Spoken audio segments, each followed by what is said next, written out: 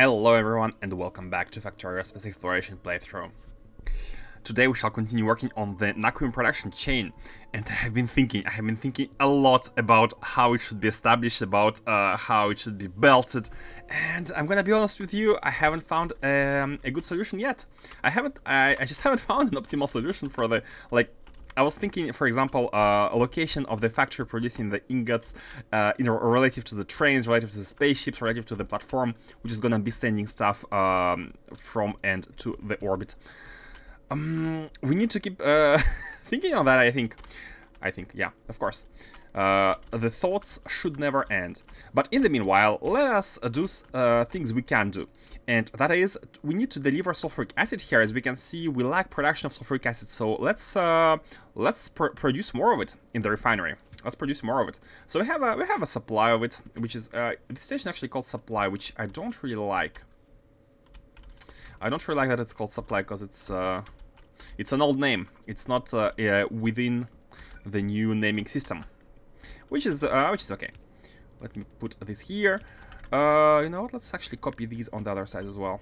I mean, it needs to be done at some point, so why not now? I'll do it like that, and hold on. Oops, no. Do it like that, and just copy these. The skeleton of the rail system. Yeah, sure. Okay, let's go and build the sulfuric acid. One other thing we need to do is to build the fuel. Yeah, we need to bring here a lot of fuel. So let's actually check. Let's open the factory planner here, and let's make a calculation about what is the most optimum product to bring in here. Is it the liquid fuel? Is it the solid rocket fuel? Is it maybe the light oil? Who knows? Who knows? Let's get it decomposed and calculated. So we want to build this one. Now it is time where we really have to focus on the optimizations. Reducing the amount of trains circulating in the network is one of these. Very important, because this is gonna be a bottleneck in the future as we approach megabase status. Sure, submit. So let's see here. First of all, I'd like to check 50,000 of fuel. This is how much one train can deliver. Our 2 cargo wagons train, it can deliver 50,000 liquid rocket fuel at once. Now let us compare with a train bringing in solid rocket fuel. To make these, using productivity models 3, we're gonna go with productivity model 3 because there's no way in the foreseeable future we're gonna replace everything in the base with level 9s. It's gonna be slow and steady in most critical factories, but I'm not sure the fuel is one of these. So 50k fuel is made using 806 solid rocket fuel, and one cargo wagon can fit 400, and so 2 cargo wagons can fit 800 exactly. So we are slightly better off bringing in the fuel, but it's very slight. The difference is very slight, and as soon as we increase as soon as we change the productivity models, like if one day it happens, directly this is getting lowered. So I think we are better off.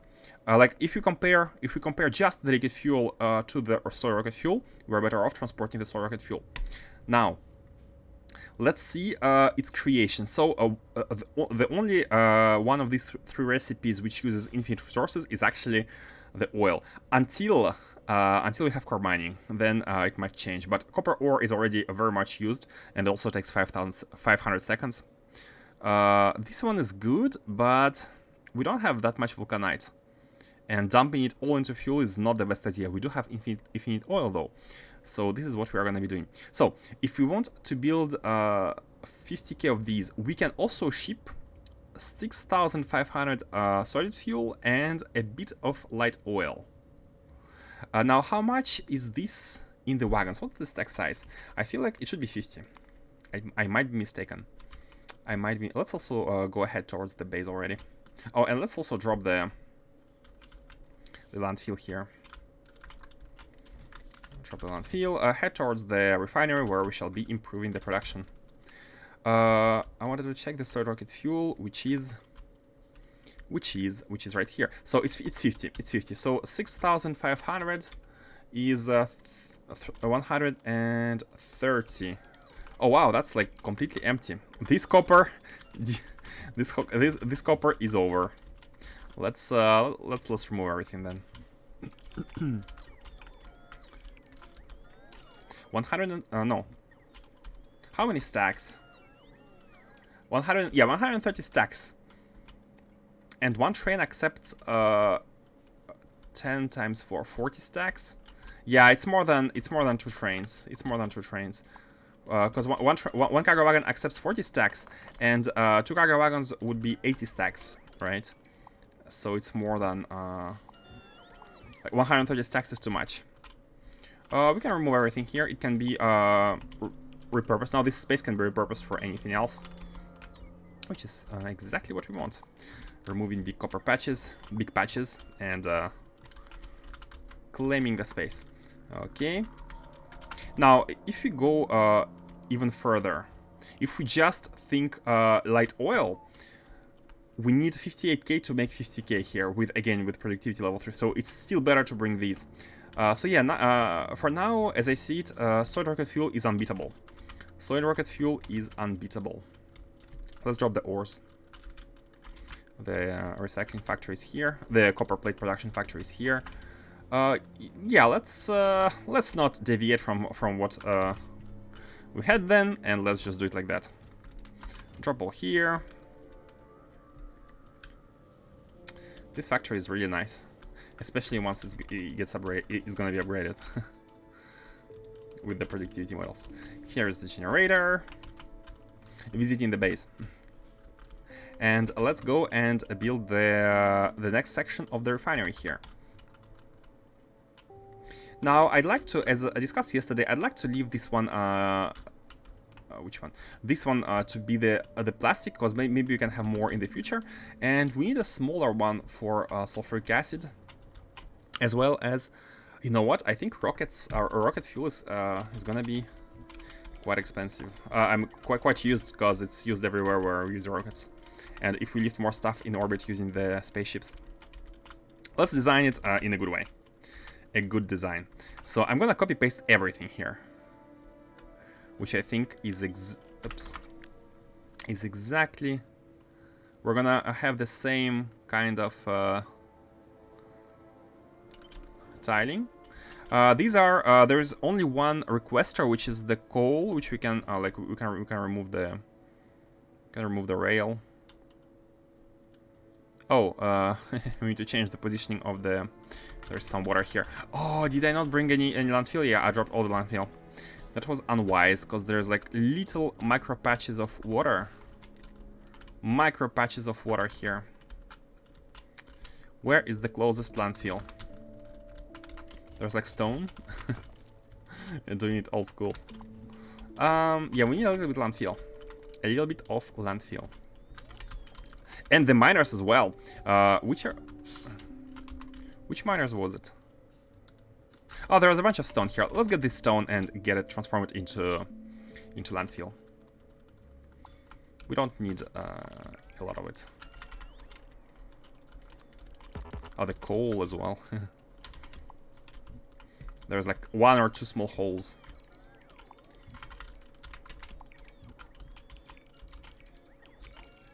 And in all cases, it's best if we remove these already. Man, I think this is alien biomes. Alien biomes generates a ton of stone. Like these rocks are everywhere. In vanilla, it's not like that. Okay, that's a good amount of stone. And you know what? The best part is we can drop the coal right here at the plastic. Bam, done. So we have landfill and we have everything. We have the space. You know what? There is more water than I thought. Let's fill the small gaps here. Yeah, it was there. Oh, there were some here. Man, this swamp. Who likes swamps? In all video games, there are like swamp levels. In like action adventure games, there's often swamp levels. And oh my god.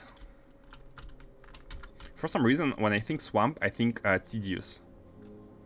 Yeah. Let's do it like that. I'm gonna cut this one because this is the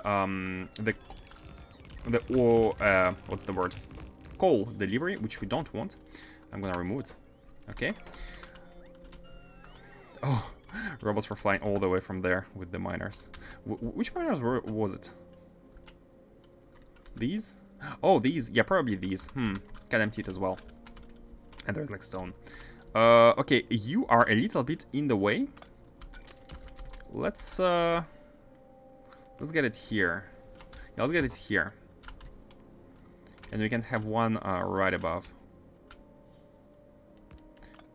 Perfect. He's actually not even blocking the belts. Okay, let's have a decomposition for the sulfuric acid.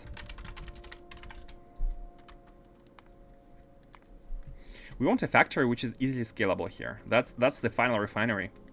Hopefully there's gonna be no need for a V3. Let's go. Refinery. Sulfuric acid.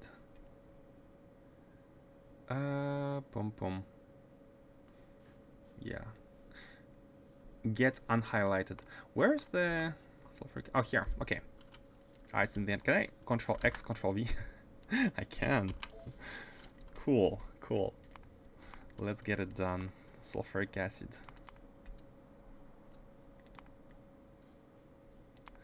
Sulfuric acid. Okay, it's liquids in this. Yeah, there's a liquid stab and fluids for factory planner, and let's say we want 50k.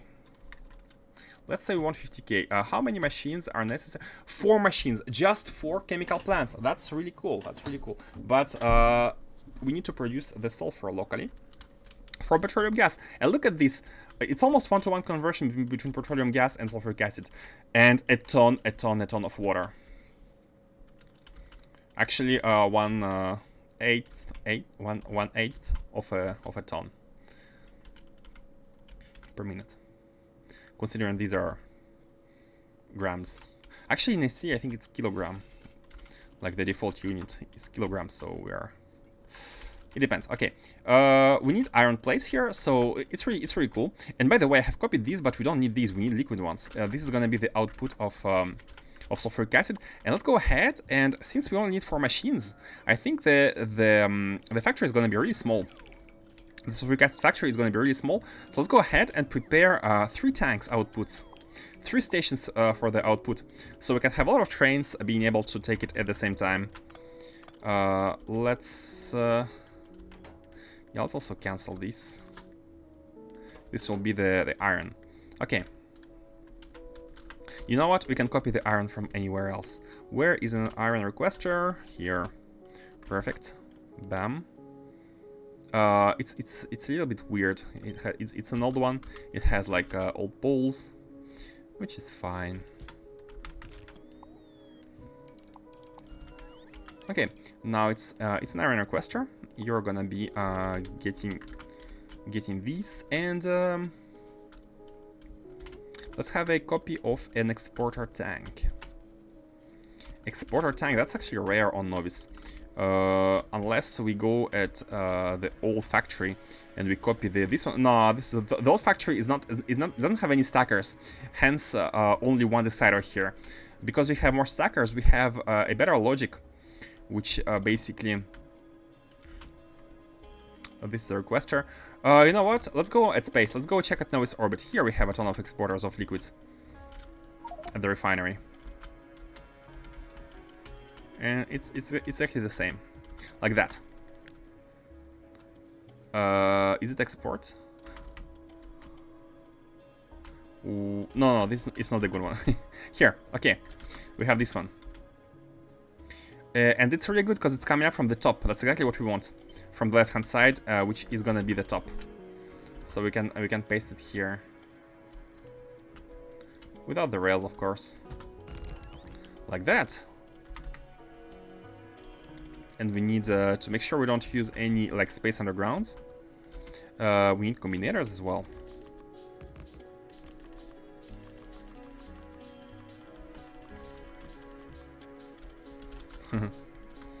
Always handcrafting these. Okay, hold on a second. Why did we not? Oh, they're kind of different. Like that. Yeah. And now everything is connected. So this is sulfuric acid. Right here. Right here.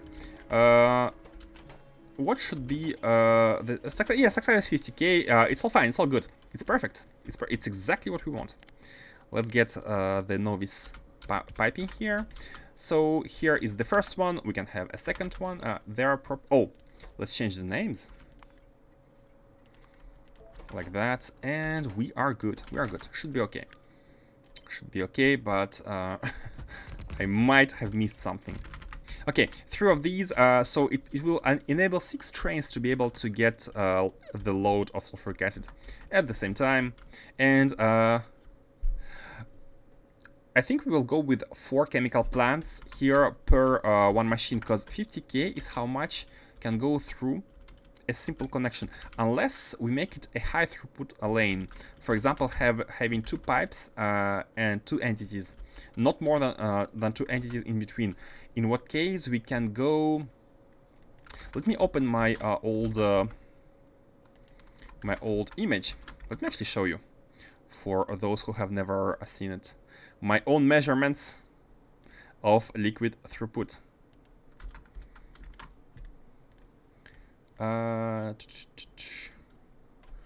Here. I need to find. I actually think this message could be pinned. Okay, let me open it. This is the one. This is the one. And the idea here is when we have. This is the amount of entities in between 2 pumps, and if we have 2 of them, then we can afford up to 180. I think there's like a rounding error here. Up to 180k per minute.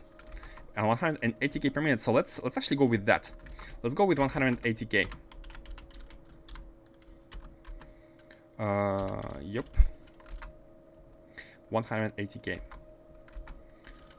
Hold on, I need to reconfigure the. Okay, should be good. So if we are at 180k,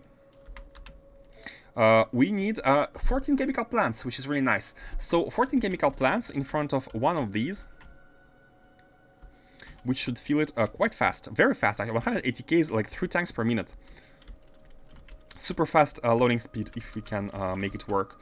And considering how close these are, and the fact that I want this to be fully tileable, we need to kind of fit all the factory in this space. In this small space in between 2. Can we do it? I think we can. It's fine if we go a bit overboard. One thing to note is that I don't have any any machines here. So let's go grab them. Remove some stone. Put back the coal. The mole is right behind. It's right beneath. So you can grab the machines from the mole. All we need to do is build this. However, look at the water. The water is expensive. We will need to pump the water using ducts. The mole is right here, but this junction has a congestion, never-ending congestion. I'm a bit worried. Where is the refinery? No, the refinery is fine. Like the refinery, the trains are gonna go bottom and left. The trains are not gonna go here. They're gonna go there, which is good. So let's see here. The mall, we need a bunch of stuff. The buildings. Not sure how many. Let's have a bunch. Green circuits, thank you. And the big pumps, the ducts. Yeah, these bad boys, man, I love them. Let's have one of each. These we need more usually. We're gonna be using them. And intakes and outputs. Cool. Is there any water nearby? Oh, we have been we don't be using like a swamp lake for as water source. It's a bit bad, especially when using ducts. Like we will need a ton of pumps to fill a duct, so we might want to have a proper lake. We can bring the water from here, actually, all the way from here. Here is a bit weird because we're going to be expanding this oil production, so we might want to like bring it from the other side. I think it's better. Okay, here is gonna be iron. 36 by 8K. Yeah, this is fine. This is fine. We can already connect it. Okay, let's wait. Let's wait out before connecting it and see if we can fit the factory here. Man, that's a lot of machines. Maybe we're not gonna go with 180K. That's like too much. But let's see. Because it's very hard. It's very hard to have them fitting the fast throughput one. Maybe we can go with less. It depends. It depends on whether we are able to do it or not. So actually, you know what? This is 2.9 items per minute, which is a bit more than one belt. A bit more.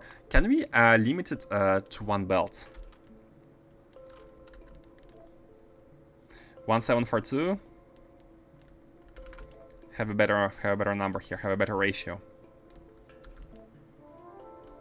1710.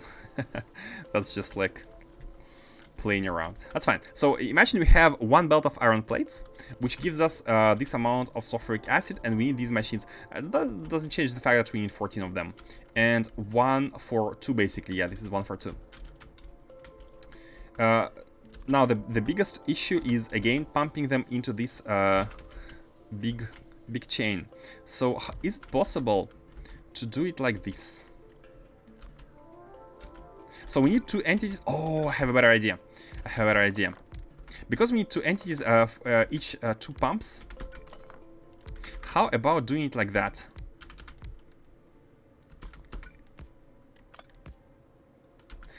That's a little bit weird. That's a little bit weird, but you know what? 2 pumps. Sorry, two pipes between 2 pumps, which is exactly what we have here. 2 entities between 2 pumps. So this should give us the best output, the best throughput. This setup, because we are minimizing the amount of entities between pumps, and it's never more than 2. Where a single point would be a limiting factor. And now we need. Hold on a second. We need. Oh, we need 2 sulfur. We need 2 sulfur buildings for one of these. We need 2 sulfur. So it cannot be this compact unless. Nah, it can't be this compact, because if we do it here, like, we want to be able to copy paste them like that. So let's. Although this is nice, we need space. Oh, we won't be able to. Oh, come on. We won't be able to do it well. Unless... How far we can go?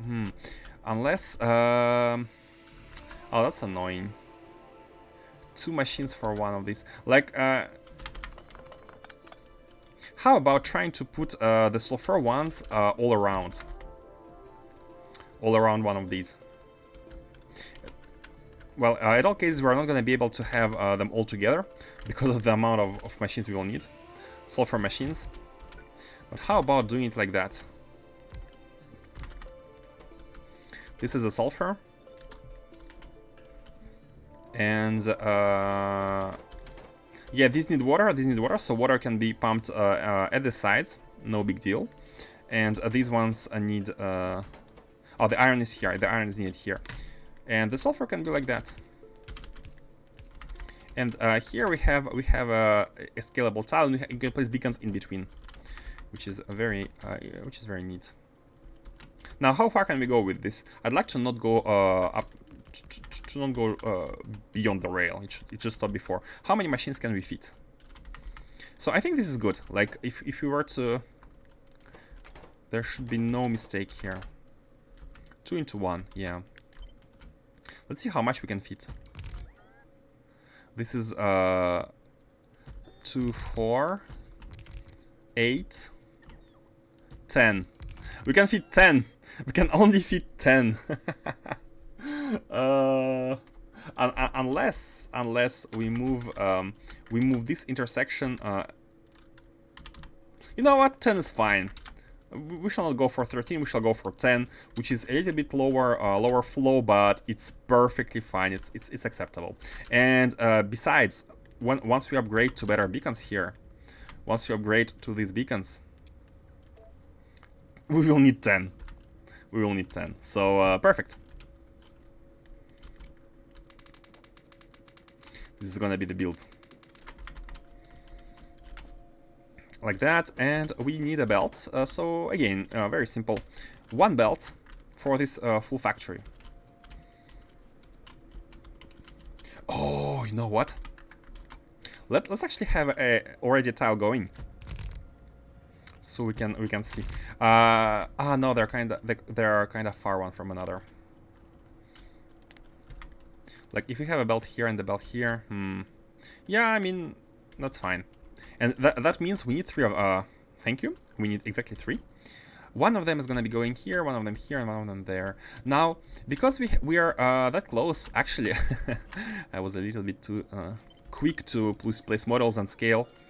Let's go all the way up, because we cannot build anything here anyway, so we can take this space, and so we can have some space in the middle here, in order to be able to have these. This is for iron. Let's do it like that. For the sake of scalability, do something like that.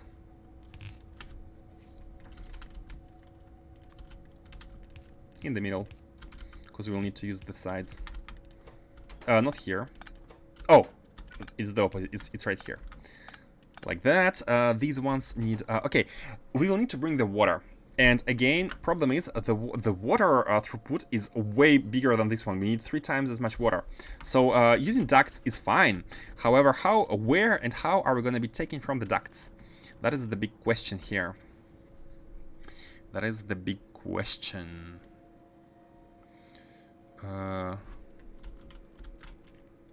mean, we can always do like a couple, because we have 6. We have 6. Each one of these rows is gonna take us this divided by 6. It's gonna take this divided by 6, which is not bad. It's not bad. It's not bad. It's like 90. Yeah, we can have a fast water output. We can have a fast water throughput here. 1, 2, 3, 4, 5, 6.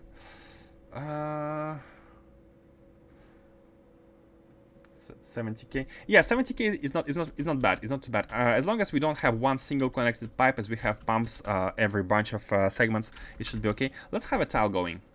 Let's have a tile going, and let's see how we should have the pumps.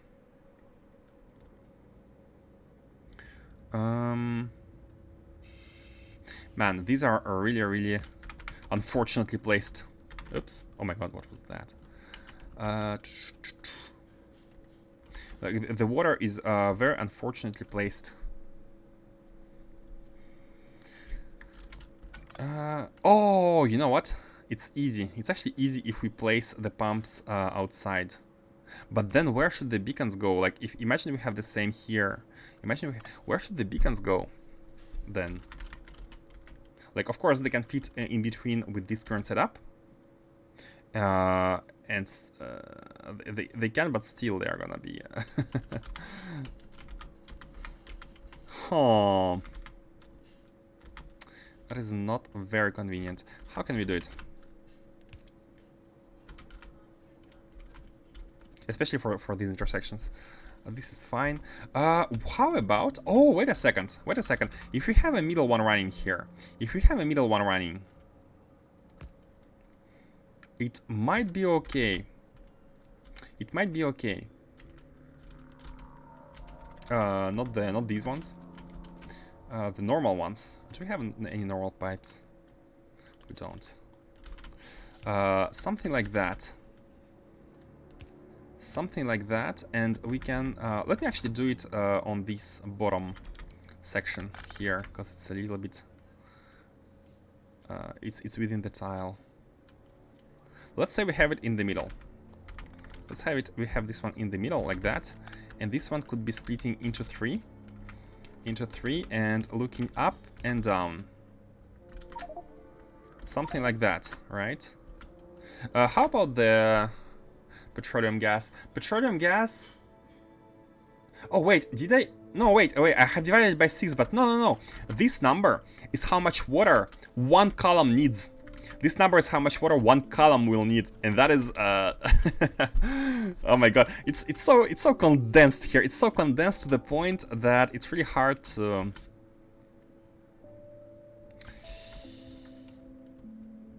Okay. Change the plans. Change of plans. We're gonna do something a little bit different. We're gonna allow us to have one more vertical. We're gonna move this one tile, and this one 2 tiles. This will allow us to actually have a duct in the middle. This will allow us to have a duct here. So we can have a duct. Is it still? It's still kind of weird. It's still kind of weird, unless.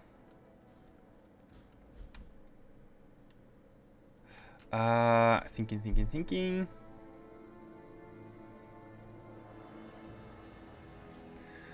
Yeah, it's a little bit hard, considering all the like junctions. Even though we have, because thing is, we can go all the way up to here with these 3 tiles. We don't have to be perfectly one in front of another. Is it possible to do it like that? Oh. Okay, one more idea. One more idea. We don't go using columns with water. We don't go vertically. We go horizontally. And that is gonna be possible using the ducts again. And let me show you what I mean. Imagine we have an exhaust here. Imagine we have like a ton of like a water brought here using the ducts. We have an exhaust, and this one will allow us to have a lot of lanes, right? Let me actually get the iron here. This way. Okay, like that. So that we can see, we can gauge, and like we can have each horizontal line connected to an output of the duct, which will restrict quite a lot how much water will be needed in one line, and the big throughput is gonna be carried using the duct. Yeah, and that is gonna be good for the throughput. That's gonna give us a good throughput. Let me actually check. So one of these is gonna be connecting. Let's see. We have 6 and we have 3 of these, so we can use basically we can use 2 of these for each. Oh, 1, 2, 3, 4, 5, 6. So one of these should connect 6 of these. Perfect, man. Guys, advanced fluid handling pipes. If you don't have this mod yet, what are you doing? What are you doing? Such an amazing mod. It's still, as you can see, it doesn't remove all the challenge. You still get the like to design challenging builds, because it like you still have stuff to do. So the idea is one of these is gonna be connected to these 3. The second one is gonna be connected to these 3. Oh yeah, I'm liking it. I'm a little bit worried about the petroleum here. To be honest, I'm worried about the petroleum. How are we gonna input the petroleum, and how much do we need of the petroleum? 162k for one column. 162k. This is fine. Unethical pipes. Hey, Tarantoga 21. What's unethical about them? What is unethical? Some call them unholy. Some call them blasphemous. I call them convenient, you know? They're so good, they're so good. Look at the big duct. By the way, I think most of you should be familiar with this fluid must flow mod, right?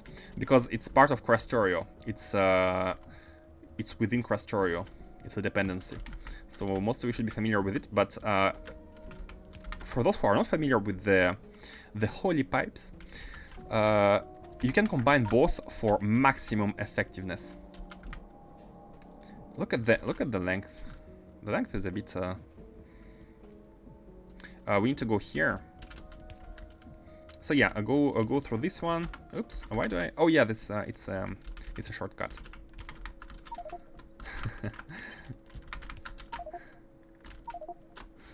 And they're now all connected. Water, water, water. And finally, the last two, which are gonna go all the way there. This one can go straight through here. Oh yeah, actually, yeah, it doesn't reach all the way there. That's fine. Connecting the bottom first. Like that. And this one is gonna go straight there. Oh yeah. Arriving at the destination. Bam and bam. So hopefully I haven't connected any crude oil. So you can see now that each one of these 6 exhausts is connected to a chain of 3. Pam, pam, pam, pam. So no fluid throughput should be a problem. The biggest issue now is how are we gonna be connecting the petroleum. Let me finish these. Oh, wait a second. You know what? Heresy, but it's fine. We can have this one here. You know what? For symmetry, let's have them in front of the water spot, the other water spot, for symmetry. Okay, we need to have this one here as well. The iron belts. We're never gonna be using all this sulfuric acid, by the way, but it's just for the fun of building a good factory. A high throughput compact factory, which is all Factorio is about. Not all, but it's a very satisfying part of the game. Okay, so bringing in the petroleum, it could be brought in through. Actually, each half of these sides. Can we have a pump going and bringing it? No, first of all, a pump cannot bring petroleum. A pump cannot bring petroleum along these lines, first of all. So we have to be using like this line, maybe. We have to be using this line. Now, again, let me check. We need 162 for one column. So each side is going to be requiring 80K. Each side is requiring 80K, and 162 is actually, like, considering how we have 2 entities here between each pump. Oh, wait a second. This is not 2 entities, this is 3 entities. Oh yeah, that's fine, because we have only 10K. Only 10 of the machines. We don't have the... We don't have the... No, wait. 160K. No, this is not gonna handle the flow. This is not going to be handling all the throughput here, because we have 3 entities between pumps. Oh, that's not good. Opening the screenshot again. The calculations. So for those who haven't seen it yet, again, this is from my own estimations, calculations of the liquid throughput based on the number of pipes between 2 pumps. And as you can see here, having 2 pumps gives us 180K. This is there's a small like rounding error. And having 3 entities drops us to somewhere in between 180 and 111, maybe around 130, 40, something like that. So we're dropping quite fast by going with 3 entities instead of 2 here. And as you can see, it's dropping really, really fast. So the first entities have a big impact. And why am I concerned about this? Well, because we're connecting all of these production facilities in a chain. And here we have 1, 2, 3, 4, 5, 6, 7, 8, 9, 10 of the machines, which are outputting 160 cells of sulfuric acid with our models. So we need 2 entities between the pumps to be able to actually use them all. Well, one easy solution would be to just reduce the amount of machines, because we won't be needing all this sulfuric acid anyways. But let's see if there is a solution. There are some things that even advanced fluid handling pipes are struggling with. Oh, but you know what? You know what doesn't struggle with it? Space exploration pipes. Oh, wait, we don't even need space exploration pipes. Okay, so look at it. We have 1, 2, and 3 entities between 2 pumps, right? How can we make it so we have only 2? The answer is actually easy, by placing more pumps. And here is how it can be done. By placing a pump in front of the pipe. It actually doesn't have to be space pipe. It can be a normal one. Normal one is better. We can have one entity, pump. Two entities, pump. And this is allowing us to top up the throughput even higher. Hey, Silent Storm 667 with the raid. Thank you very much for the raid. How was your stream? How's your game? Are you also playing Space Exploration?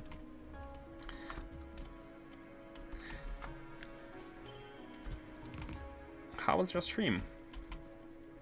Let's have these going. And yeah, just by adding one pump, we have added. We have increased the throughput. We can increase the throughput. So now we don't have more than two entities between each pump. I am, but not right now. Ah.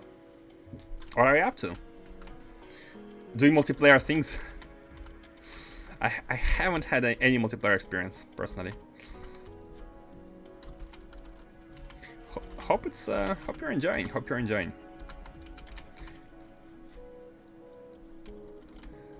How can I connect here? Pumps are wrong way? Huh? Where? They are looking from top to bottom, right? I'm not seeing them being wrong way. And welcome to the stream, Agamor. Where are you seeing them being the wrong way? All the arrows are at the bottom. Yeah, this has been copy-pasted. No problem, no problem. Again, the challenge remains. The challenge remains. How are we bringing in petroleum?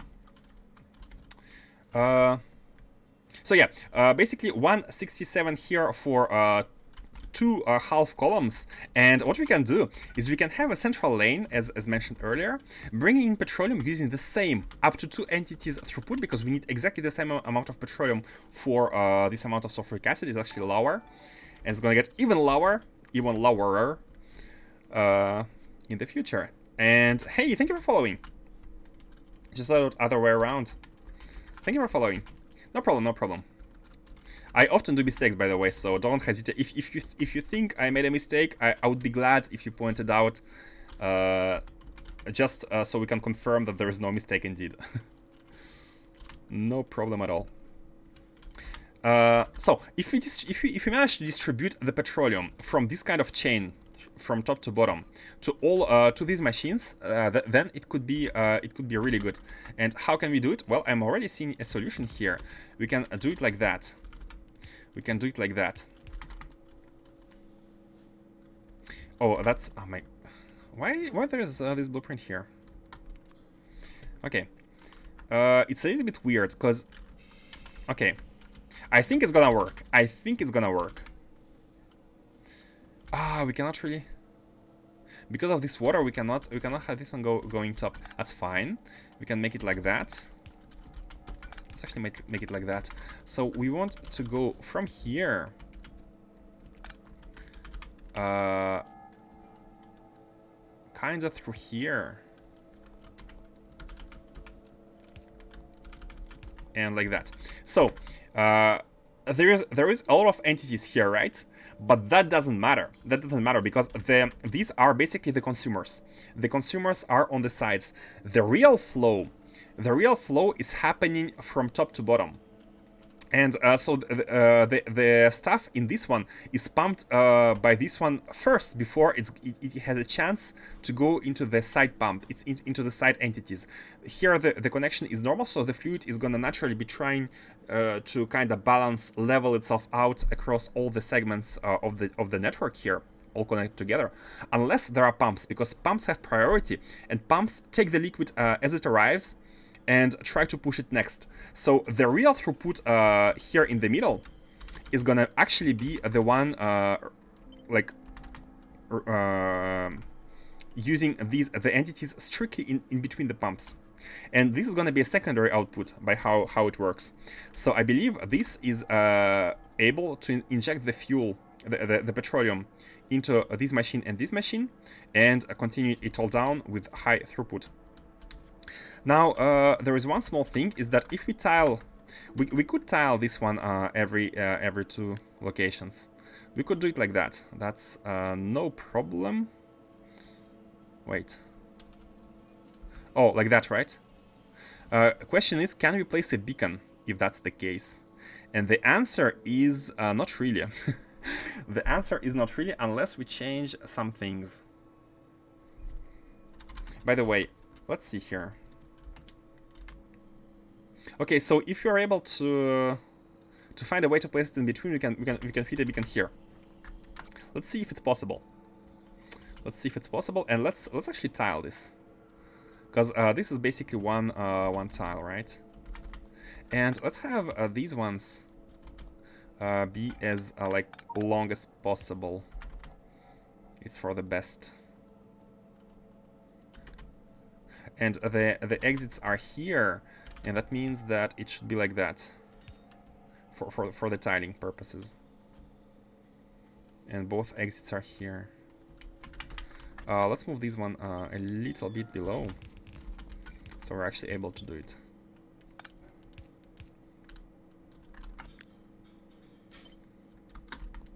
Something like that. Because the beginning of the undergrounds is at the beginning of the tile. And with this, we should be able to scale the tile. We should be able to scale this tile. Let's see. Let's see how it goes. Oh, before scaling, I think we should do it on the other side as well. You made a mistake by choosing to include the pipes mod. I accept your opinion. Man, this game is so complex. It is complex, but the complexity is incremental. Like once you have experienced a problem, you know it exists, and you know you have to do something about it, right? And I have experienced fluid throughput issues in the past, so I'm always careful about how much fluid like should be passing through. Same as the belts, right? Like, you know, like this belt supports up to 45 items per second, so if you make a too long chain, the last machines won't get any resources, so it's not very useful. But yeah, there is a lot of things to learn, and that's what I like about it. That's what I like about it. Let's have a full tile across all of these 3. Yes, that is my whole life, fixing problems. I still have no engineer brain. You know, by fixing problems, the engineer brain might just appear by itself, whether you want it or not. Wait. Oh, we need something custom here. We need something custom on this side, because we don't need this one. You know what? On this side, it's very easy. It can be like that. It can be like that. Super easy. And in between these, we can copy paste this setup. Oh, we can't really copy paste it because these are swapped. Why are they swapped? They don't have to be swapped. This one can be. Oh no, they have to, because it's coming from here. Oh, never mind. But it's fine. This is just like it's a matter of having the underground a little bit longer. Like that, and then around can be coming from here. And you can see we have we actually don't really have much space for beacons. Let's see how it goes. Oh, by the way, maybe beacons is a non-issue. Wait a second, beacons are a non-issue if we can fit one on each side. Can we? Yes, we can, because this side is much easier. We don't have like the left side to handle. So we can actually fit beacons on each side and be done with it. Look at this. We can put like one here. We have enough space to fit the pumps here, and it still reaches the middle ones. So all we need to do is do it like that. The belt should go underground, which is fine, because the belt only needs to be in front of the sulfuric acid, which is this one. Hold on a second. like that. If you put it like that, then the belt can do something like this. Can we actually easily tile it? Hold on. So this is reaching. And is it gonna be reaching? Oh, never mind, because there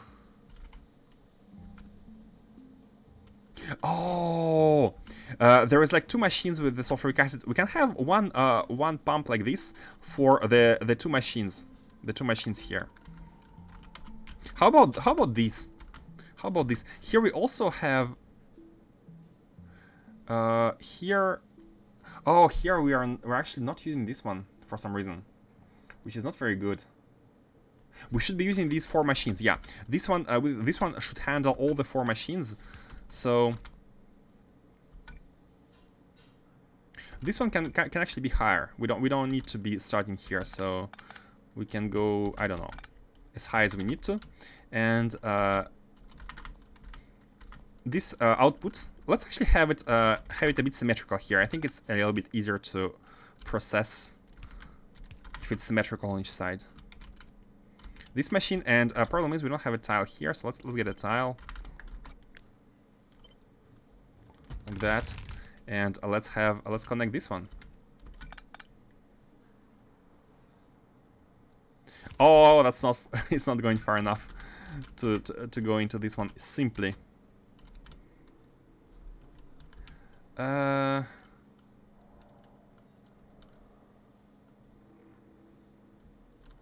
By the way, it should only look towards the top, and it should also connect to this one. How can you do it? Oh, what is this? This is unnecessary, right? The water from 1, 2, 3, 4. This is the one which needs to bring the water on this level. Oh, hold on, the copy paste was bad. Everything is messed up now. The copy paste was bad. We needed to copy paste the middle one, but it copy pasted for some reason. This one is going here. This one is going here. This one should be going here, and this one should be going all the way straight and kind of go here. Yeah, now it's done. Now they're proper. I think this one is, yeah, it's unnecessary. It goes straight and it connects here. There was one tile here which was unnecessary. That was which was blocking this one basically. You German? Nope. My origins are really weird. I was born in one country, I have the nationality of a second country, and I'm currently living and working in yet a third country. So I don't even know how how to answer the question, where are you from? It's really hard for me. I'm a citizen of Earth. You know what? Let's actually have this easy solution, easy fix. Easy fix. Let's have this one go towards the bottom. Ah, it's not that easy. It's not that easy. Unless... Oh, unless we use this one here. Unless we put this one here. Then it's easier. Then we can do this one here, and this one here, and this one here. The English sounds Roman. Roman. Yeah! Greetings from 200 before Christ. I traveled to your current timeline to bring you Factorio gameplay. Now this one can go straight and can go there. Oh, this is... Oh, we're fine. Oh, we're fine. We're turning here. Man, it's so complex. I'm gonna mess it up myself. Okay, the tile is finished. Hopefully the tile is finished. And by saying when I say the tile, what I actually mean is not only this tile, but also the connection between the first and the second one, because we have this one, this big thingy which is bringing the petroleum, and it tries to apply, it tries to link all these 4 machines together with the petroleum output. This one's going here, this one's going here. Yeah, so this should work. And you know what? I think It can be optimized a little bit. It can even be optimized a little bit by moving it one notch above. Like that. And this way we are saving basically on one of the entities. Okay, something like that. Now let's see if these connections are are actually okay. Let's see if these connections are okay. And we can do the same on this side. Not exactly the same. It's gonna be a little bit harder to paste it because of these water inputs. But let's try. Remove these. Here, this one should be here. We are taking from here, and this one again. Can this one reach all the way there? Okay, this one can reach all the way there. It's this one is a little bit different. Is a little bit different because you know what? Let's actually have them the same. Okay, you are here and you are here. No, it looks bad. Like that is might be a little bit better. They're not on the same level, which makes it a bit more complex, but it's fine. It should be fine. And now, hopefully, if we copy this, it should be pastable here and working by default. And for it to be working by default, let's actually cancel this first. Wait, what are you?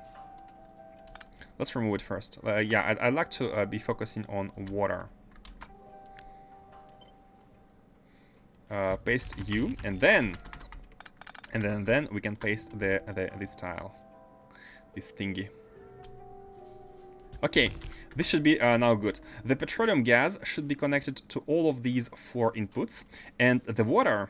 Let's check the water. I'm afraid that I broke the water. No, the water is good. The water is good. Okay, it's good. It's good. Now it should be okay. It should be okay. After we finish belting these. Oh, again, we have some differences here because you know what? That difference is actually easy to fix if we move the water from here to above as it was before. And then we can move this one one tile below. It still creates a difference, but it's a bit better. It's a bit better here. I think it's still better here. Like that. How does it look? I think it looks okay. I think maybe you guys don't care how it looks. All we want to know is whether it works or not, right? Where is the... Hold on. There's a problem with the tiling now, because this one is not the same as this one. It can be the same. It can be the same. It has to be the same. But for it to be the same, we need to make sure the tiling of these belts is the same. And this one doesn't reach, right? So let's have it like that. Oh yeah. Okay, perfect. Got it. So here these belts are now properly tiled in front of each one of these. And you know what? Is it something? Can we say it's the same? Can we have this one be the same like that in front of every single one of these and be used? Yeah. Oh yeah.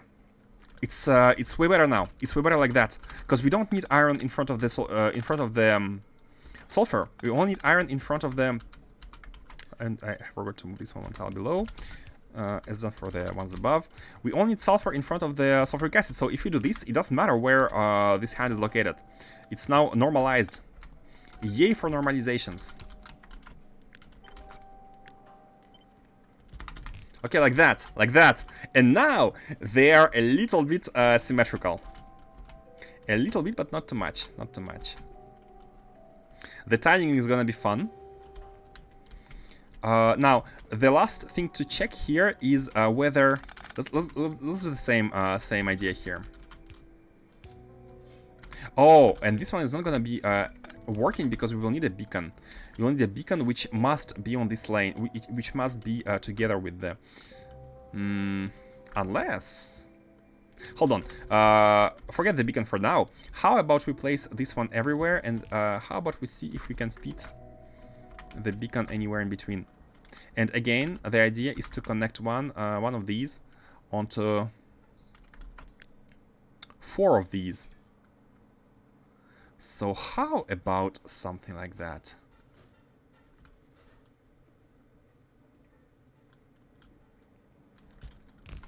I think we need to connect the water here as well for the second tile, so we can see.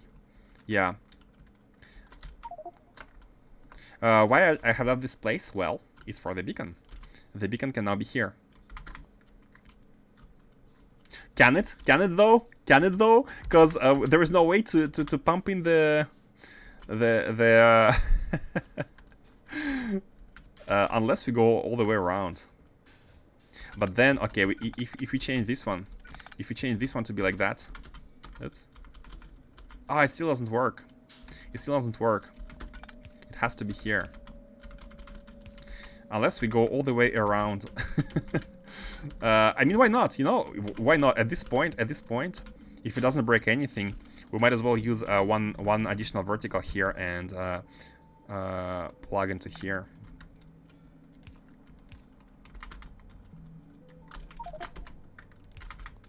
Like that. Okay. Have you ever seen such a design anywhere else? And this one needs to be moved a bit again, out of concern for the beacon. Let's move it here. This is kind of max distance. Okay. So we have this one going, and now is this scalable?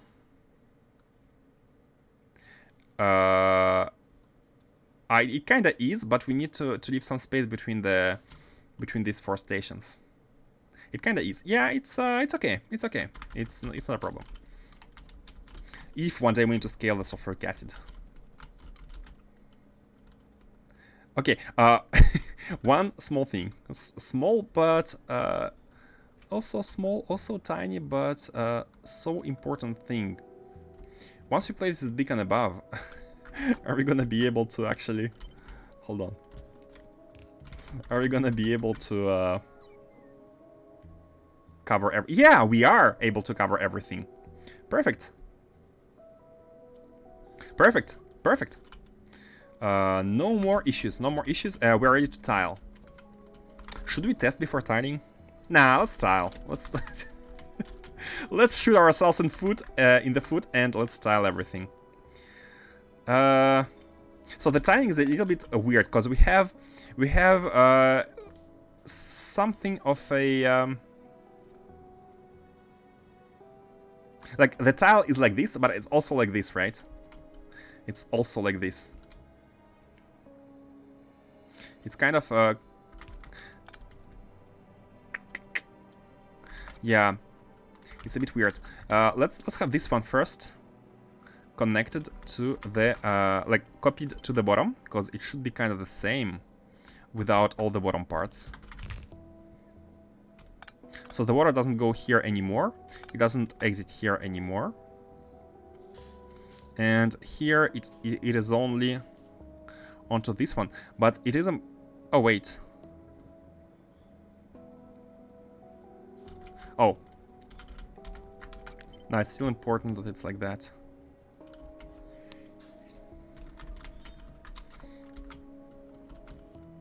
Maybe copy it middle by middle first.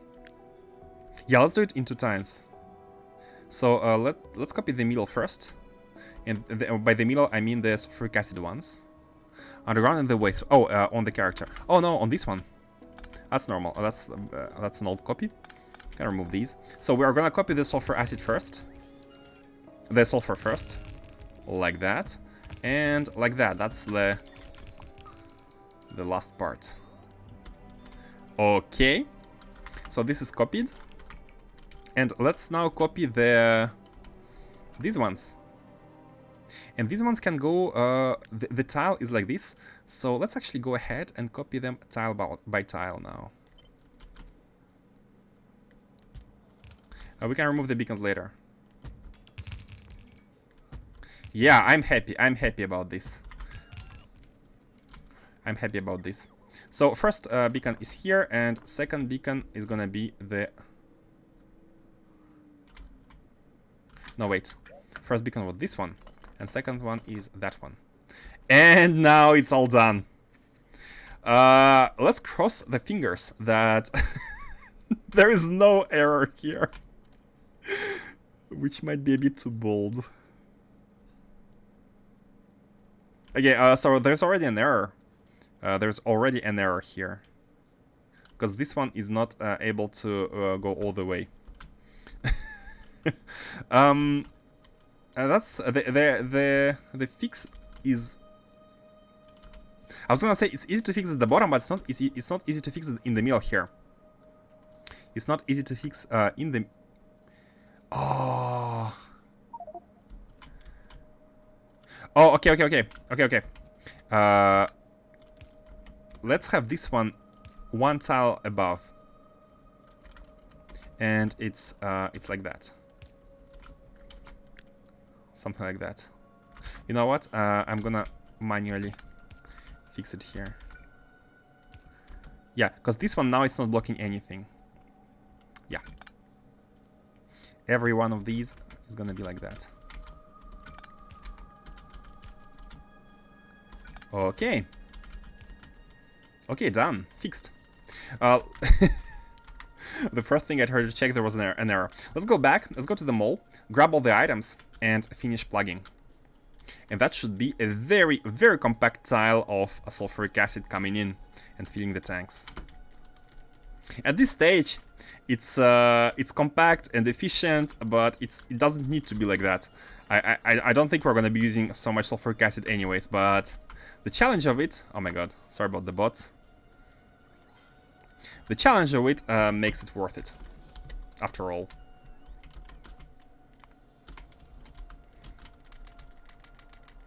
Not sure how many machines we needed, but... Okay. We have restocked on the underground pipes as well.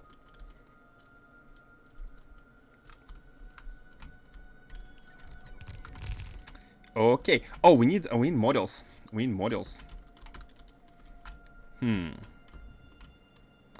That's fine. Oh, I forgot to make to build the left side, the right side. The right side here is okay. It could be. I think it could be mirrored automatically. Not exactly. No, it's not automatic because of the water. Because of the water. But what is automatic is everything which is not the water. So the beacon and this small pump setup is automatic. Flip. And bam.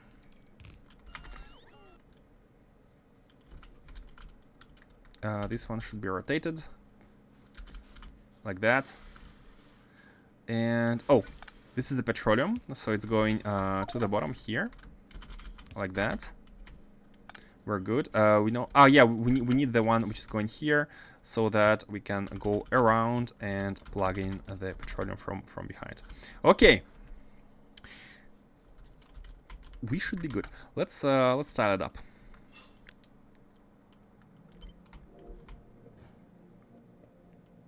Yeah. Can remove the beacon. Yep. Wait. Hold on. The belt should be always furthest for guide. Yeah, it is. It is. Okay, perfect. Remove these beacons and should be Gucci.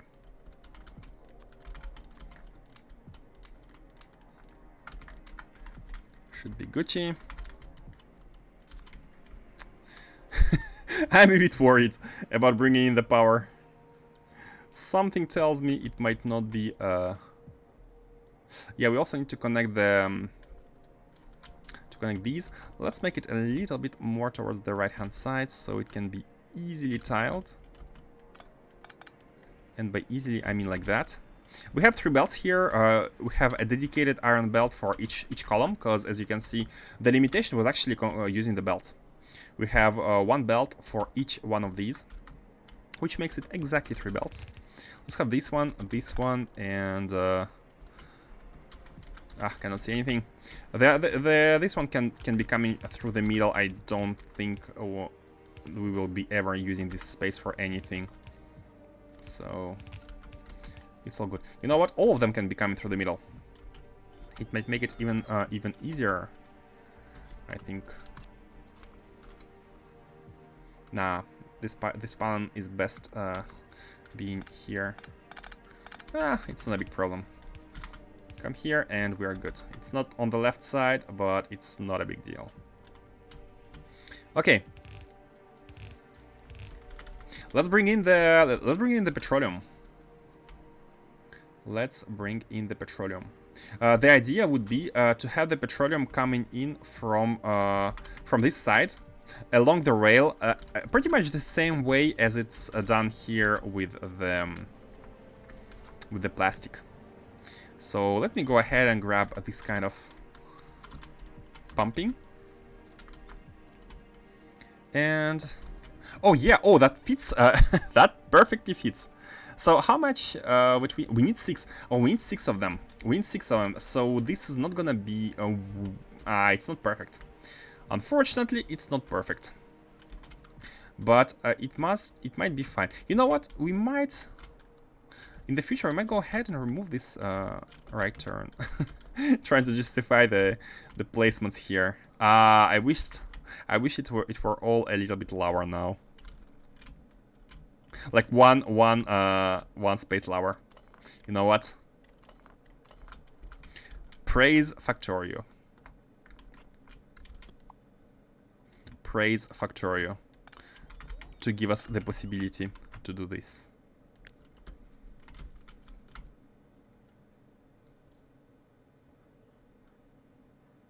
Oh, I've just noticed that the top sulfur is not connected. We can fix it. So we can move it. Let's move it 2 tiles down.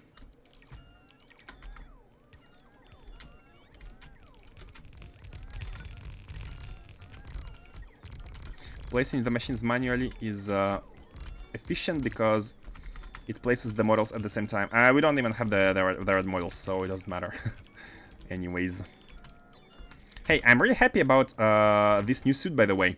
Now we have 6 roboports and 6 fusion reactors. I think they are the last ones because they are black. Like in a sea, black ones are the last ones. And that means that we need a life support MK4. And that's it. Just like that, it has all been moved. Placing the beacons. Praise Factorio.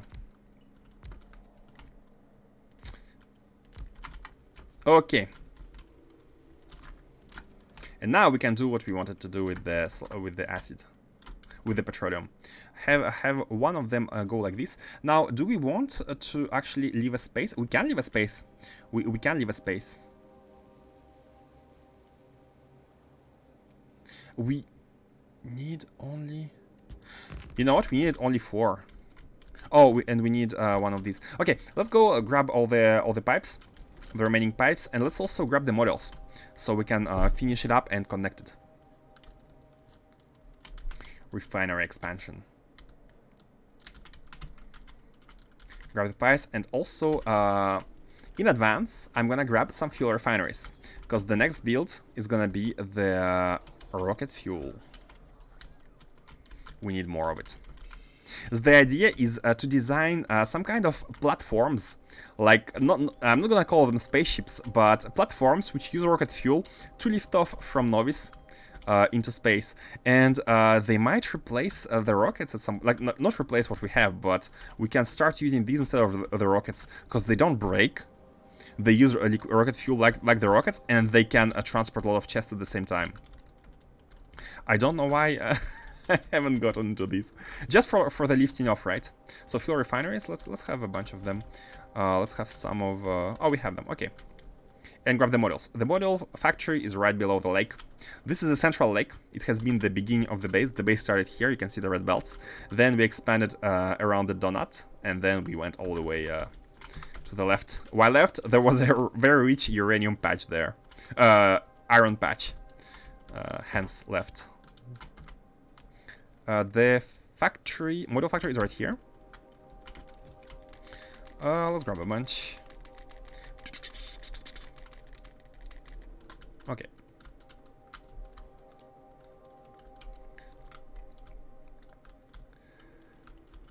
So, just to explain the fuel situation, I have been decomposing this calculation, and as you know, we can fit one tank with 2 cargo wagons, 2 fluid cargo wagons. Sorry, I had a cough. With 25,000 each, right? And that means 50,000 each. So this represents how much fuel can go into one cargo wagon. So my question was, is it better to have one cargo wagon transporting liquid rocket fuel, or is it better to have one solid cargo wagon transporting 806 solid rocket fuel? And the answer is, it's the same, almost the same. We're like 6 fuel behind. But if one day we start using better productivity models, you can see that we will need less and less solid rocket fuel to make this one, of course. And that means that starting with, as we do now, transporting this one is more efficient. It's almost exactly the same right away, but it's going to be better over time. Transporting liquid light oil is not good. Even though after adding models is better. At some point we might run out of oil because we can be having too much petroleum, for example. So I'd like to have the cracking and processing going locally, not doing it at every time we need the rocket fuel. So the results, the conclusion of this is that we are best off exporting the solid rocket fuel, as we were doing before, which is perfect. Okay, so here we have we actually have 4 inputs of. Let's move this one a bit. We have 4 inputs. These are the outputs, and that reminds me, I haven't even connected these here.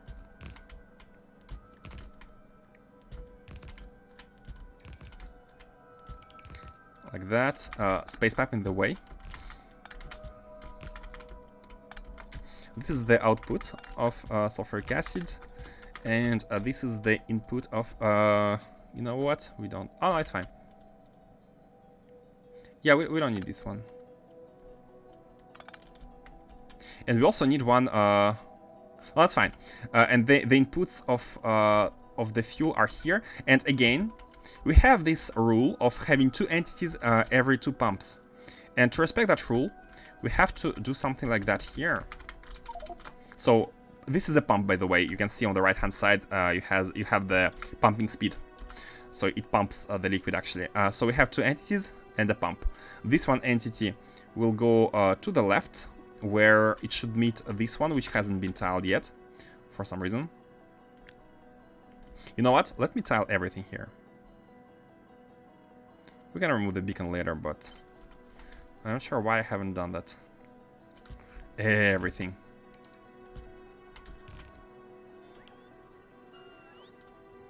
The top side is a bit weird. Yeah, let's do the top side manually. Okay, now we have these. We have the petroleum basically onto these 2. We need the no, we still need to copy this one here.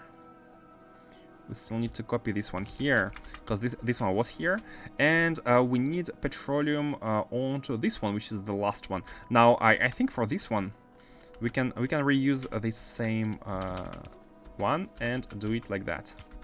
So not needing this one. Same here.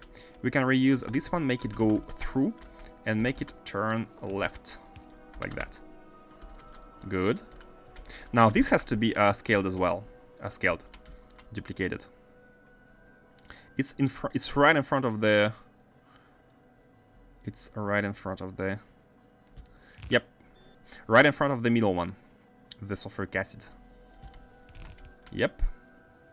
Guys, if you haven't tried out this kind of builds, I highly recommend you do. The combination. Wait. Wait.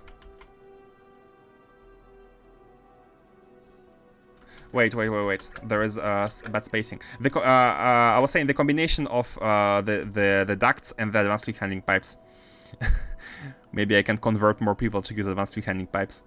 Could be a good thing. Full disclaimer, I have nothing to do with the mod or the mod creator. I do a free advertisement.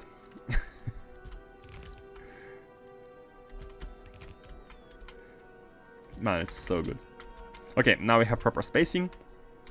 So these are gonna be, this is gonna bring us the fluid, and you know, we can follow the same logic, even with the big ducts, just to make sure the throughput reaches the, throughput reaches the full capacity by making pumps in between entities. The same principle, same principle.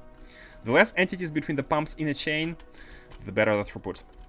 What all the sulfur for? Oh, this is sulfuric acid. Each sulfuric acid production facility has 2 sulfurs on the bottom and the top of it. And this is going to be used, well, first of all, for NACWIU mining.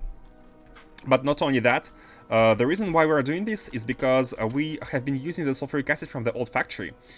But you can see we have four trains going through here, and it's like only one station at a time. And we had some issues with sulfuric acid being delivered. So we are expanding it. And at the same time, we need to use this factory to produce liquid rocket fuel, solid rocket fuel. So we're gonna do that right away. More opportunities to play around with advanced fluid handling. 1, 2, 3. Wait, does it fit? Is it 4 or is it 5?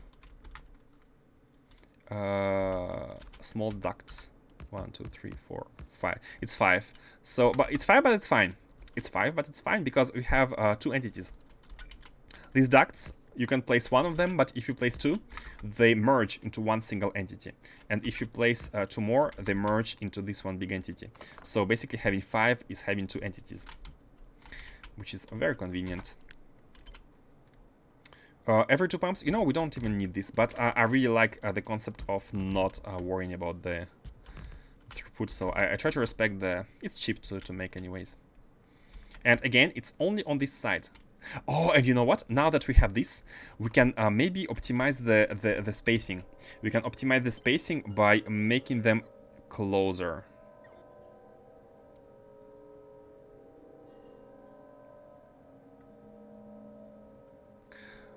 Is it good like that? I think it's good.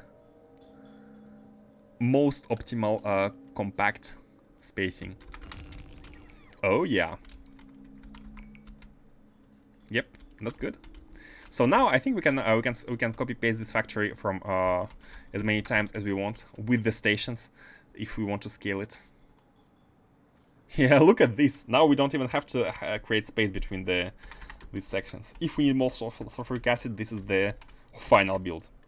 We might increase transform these beacons to beacons level 2, but until then, and let's finish connecting here. So these ones need to go out into these. Let's get a pump here as well, something like that. 2 entities, pump. 2 entities, pump. And here as well.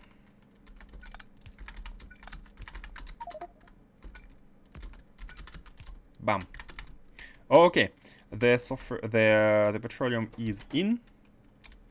Let's bring in the water. So this is for the water. This big huge duct is for the water because we will need how much water? A ton. We will need 432,000 for 10 of these, and 10 of these is 1 column. So in reality, we will need 1,200,000 of water per minute for this build. Considering we consume all the sulfuric acid, which might not be the case until a very long time, but it's not the issue here. It's not a problem. It's not a game. Okay. Let's connect the belts. Let's have the iron belts here. You know what? Let's have all of them go here underground. I think it's a little bit easier. 1, 2, 3.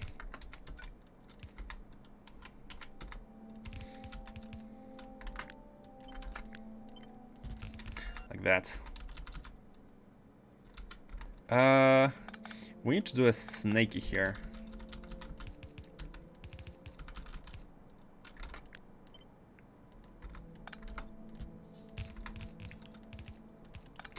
Like that. Okay.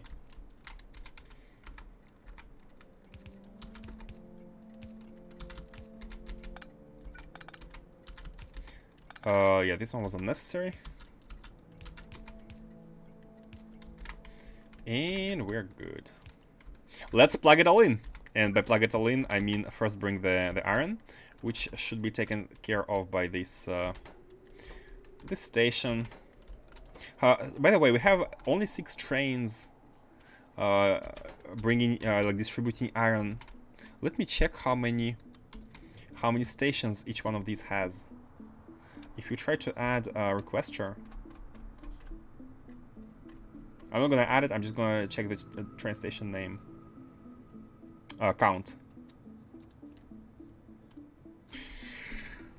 Yeah. So we have 24 requesters, iron requester stations, which are all served by 6 trains, which might not cut it in the long run, but it's fine. We can just add more iron production. Okay, the build is done. Let's get in the petroleum and let's see whether it's working. Okay, let me connect this first.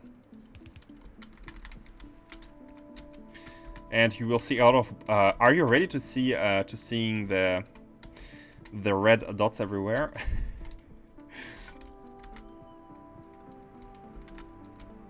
Oh, missing rail. Let's have these. Again, same concept all the time. Even with the big ducts, 1 pump every 2 entities to optimize the place. Not maximize, optimize. Maximizing it would actually require us to have only pumps in a row like that. This is maximization of the throughput. You will have your full 72,000 a second.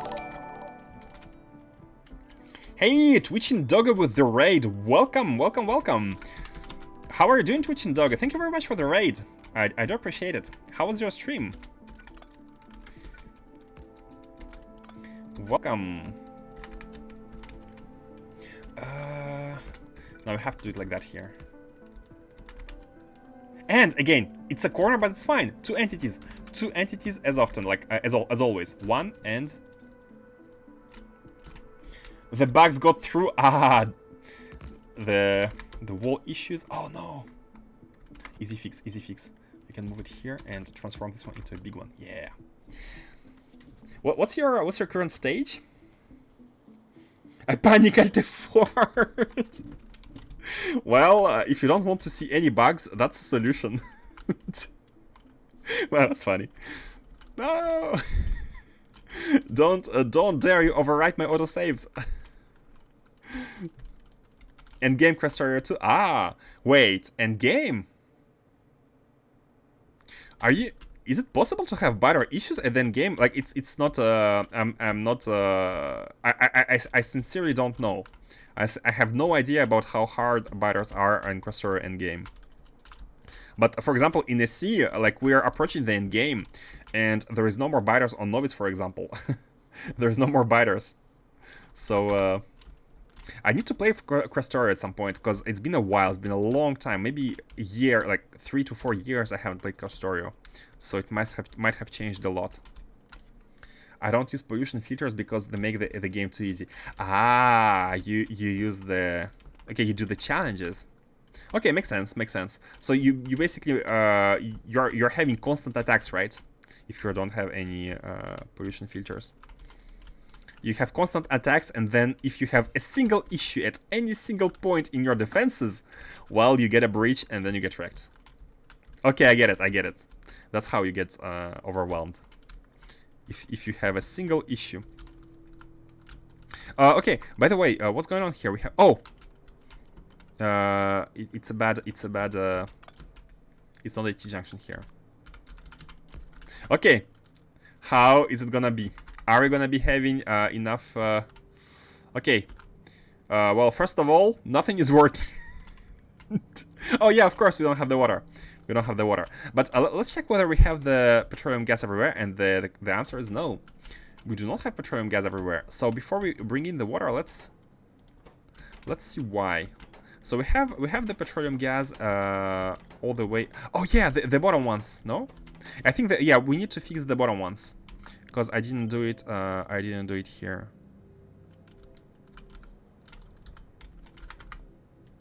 And you know what? I think something like a custom. I think a custom one would be good here. Non-stop. Have you already played AC, by the way? You're playing just Factorio, right? Without AC. Let's do it like that. Yeah, this is the last one, basically. No need, no more.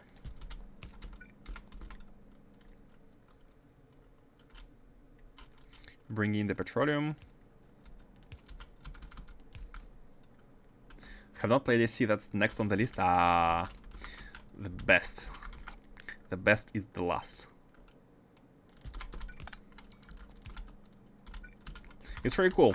Like you can get rid of biters entirely on your planet, but that's quite the end game. That's quite the end game. This, and this. So now we have the petroleum gas everywhere. You can see that all of these are full. Yep, and let's now bring the water. Now I'm gonna make a calculation.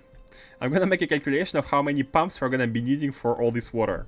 So we are gonna be needing to bring almost 1.3 million of water. Let's just say water here, and let's make an estimation. 1.3 million that water per minute, and we're gonna be pumping them. So we need 18 pumps, which is not bad, and a bit more than 18. So let's have 20. Let's have 20 pumps. Oh wait, the tiling is going by 6 by 6. Actually 12 by. Let's have 24. Let's have 24. And oh, hold on a second. There's an issue with the ghosts here. What's going on? Oh, power poles. No need for that. Someone is thirsty. I have a very nice blueprint, by the way. Twitching Doggo, if you have never used advanced fluid handling pipes, I highly recommend you have a look. It's a bit cheaty, of course. There is an ongoing war on whether they should be used or not. But if you use advanced fluid handling pipes and the fluid mass flow ducts in Factorio, you have them. You can do something very neat like that. So you can have the pumps pumping all into the intakes. Each intake has 6 inlets, so you can have a pump per inlet, and that is made for that because you can see the pumping speed can be up to 72,000 a second, and each pump is oh yeah, okay, no, never mind. I thought it was like 1 for 6. It's actually 1 for 60. It's 1 for 60. So I'm gonna copy that with the 24 pump build, which is this one. Hold on, why is it 22? It should be 6 times 4. Oh, this one, yeah. This one build with the landfill. And we shall place it in a lake nearby to power our sulfuric acid. We need the landfill for that first. It allows for a very neat organization. Very neat organization. Where is the... Here. We have a chest with some landfill. By the way, how much landfill is it? Hold on. 375. Okay. Not that much. Oh, and there is nothing in this chest. Oh, we don't have any more landfill here. Wait, where do we have some landfill? I think we have some here. Yeah. Oh, saved. I need a production of landfill. Have disabled the one production we had before. And if we don't have this, well, I'm regretting not lowering down the amount of lakes by default.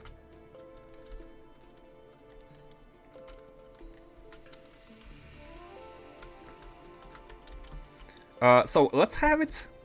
We have two choices. Either we make it here, or we make it here. And I think making it here is a better call, because it's not gonna be mixed up with anything.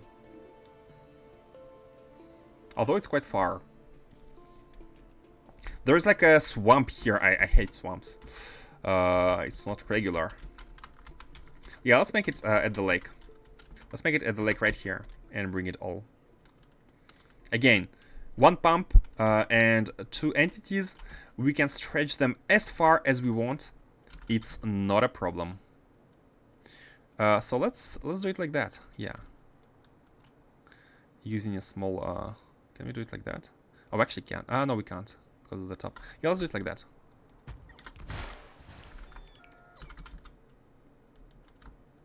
Bam.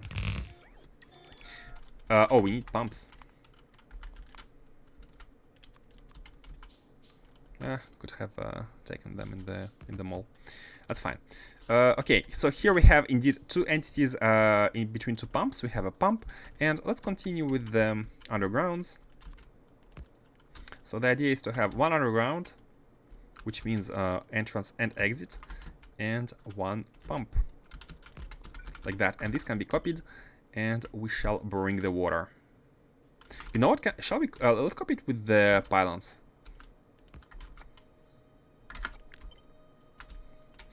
The manual craft speed. Oh yeah. Wait. Oh, we can. I think we can have double. The manual craft speed comes from the RPG mod. Purposefully I haven't placed any points into like combat stuff because I don't want to become invincible, but just utility. Crafting speed, running speed 10 levels, 20 levels into crafting speed, some mining speed to pick up the buildings faster. Inventory. I don't know how you guys play with a small inventory. I can't. I can't. Because I'm not used to automating like the automated building, automated placements. Yeah, let's just go with this. I prefer manually building.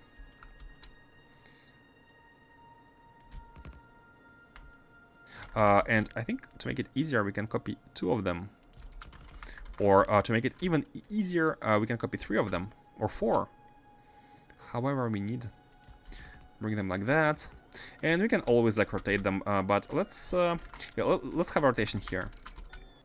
We can we might want to be extending at some point soon. And again, the rule is only two entities each between two pumps, so we cannot like turn and go underground. We need a pump, because if we turn and go underground, there's going to be a turn plus underground plus underground.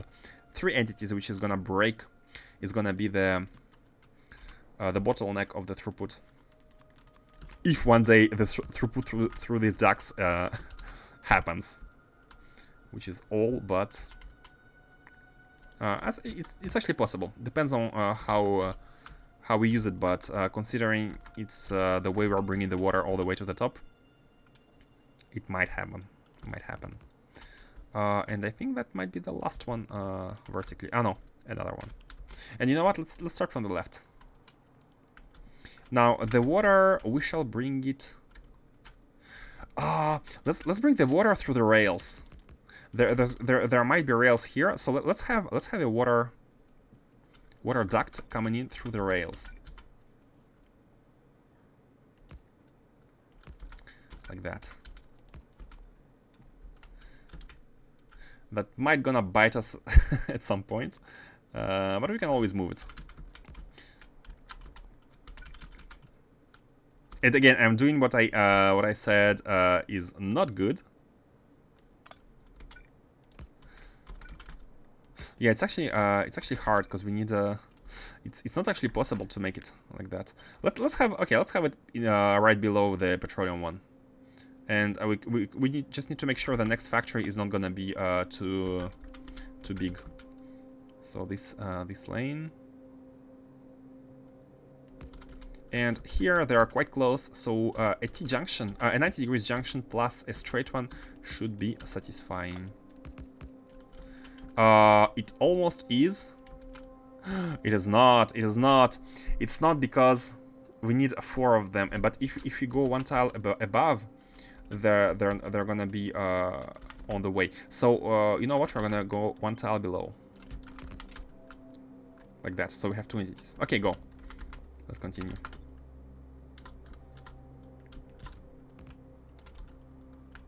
And to the left. Easy one. Bam. Landfill. That's why I hate swamps.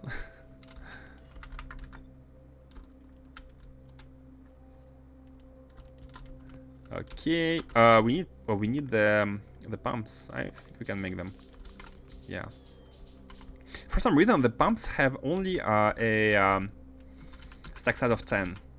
Every other item has a stack size of 50, but the pumps are not like that. 1, 2, 1, 2, and bam, bam. Okay, are you ready for the water and for the sulfuric acid?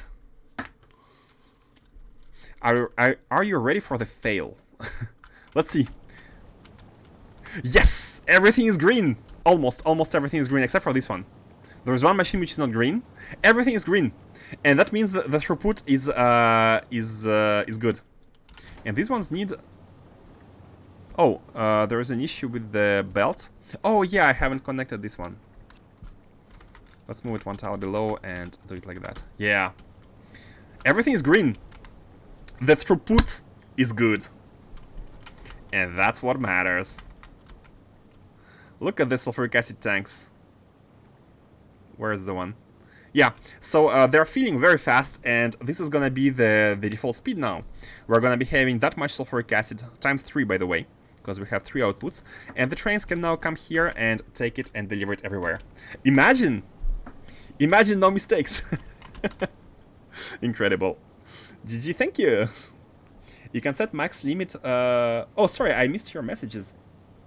Is that a mod or a C research upgrade? Which one? What's the context? You can set a max limit for resources so your inventory never fills up completely. It's still a chore. Ah. For the. Wait. Max limit for resources? Oh, here! You mean to dump them automatically? Yeah, that's another thing. Like, we don't have a global network everywhere. So, it's not like I'm always working in a city block style build where the robots are always able to come and empty the inventory, right? I didn't give myself this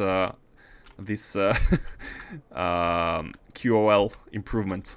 And this is why, basically, I haven't been doing too much QOL for the work, but it should be something that's it's basically due to how the base is designed. Like because we don't have this row port coverage with the city block, we can't really have everything emptied easily. That's why we always go to the mall to refill, to restock on stuff. Maybe next time, like for the next playthrough. First of all, for the next playthrough, I'm gonna reduce the amount of water on the map. That's for sure. Like, this is just nonsense.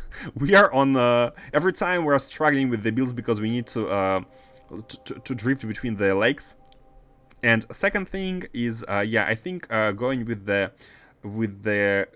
like city block style coverage, but not using global network for everything, just for like personal supplying and like critical items, and still using train network within the grid, something like that. Okay, let's have a quick build for the fuel factory. So the fuel factory is this one. It's very easy. It only needs light oil, which we're going to be able to provide above. And what we want to do is to be able to build the. You know what? It's not even this.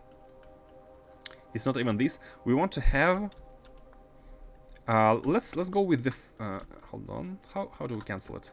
Oh, it's not shift right click anymore. It's control right click to delete. Okay. Let's go with the full belt of solid rocket fuel. That's how much we want. And this should need only light oil, but again, not only light oil, because we will need to use the excess of petroleum. But I think the excess of petroleum is never gonna be in. I mean, I should not say stuff like that, but it shouldn't be an issue if we are able to keep up the production of the level 9 modules, because the level 9 modules require a ton of stuff, including petroleum. Like you can see, it's the production is never ending. So as long as we have that, the light oil should never be an issue. I mean the backup of the petroleum. Let's have some landfill going here. We don't have any more. Okay. And let's see. So do we need anything as an input? No, we don't. We don't. All we need is a station, an output station. And by the way, I think we don't have any trains with this stop. Yeah, because it's kind of special. It has a new name, which is requester provider chest here. We need to add trains which are basically taking stuff from here and delivering there. But that's fine. We can do it. We can do it easily later. Doesn't the consumption of rocket fuel drop at this stage of the game? Antimatter takes its place, and that's the thing, Hanodest. The idea is the goal of what we're doing right now is to make a Naquium production chain, right? And one thing is that we have discussed yesterday. I'm gonna make a brief summary. Basically, antimatter is too expensive to use it as a liftoff from Novice.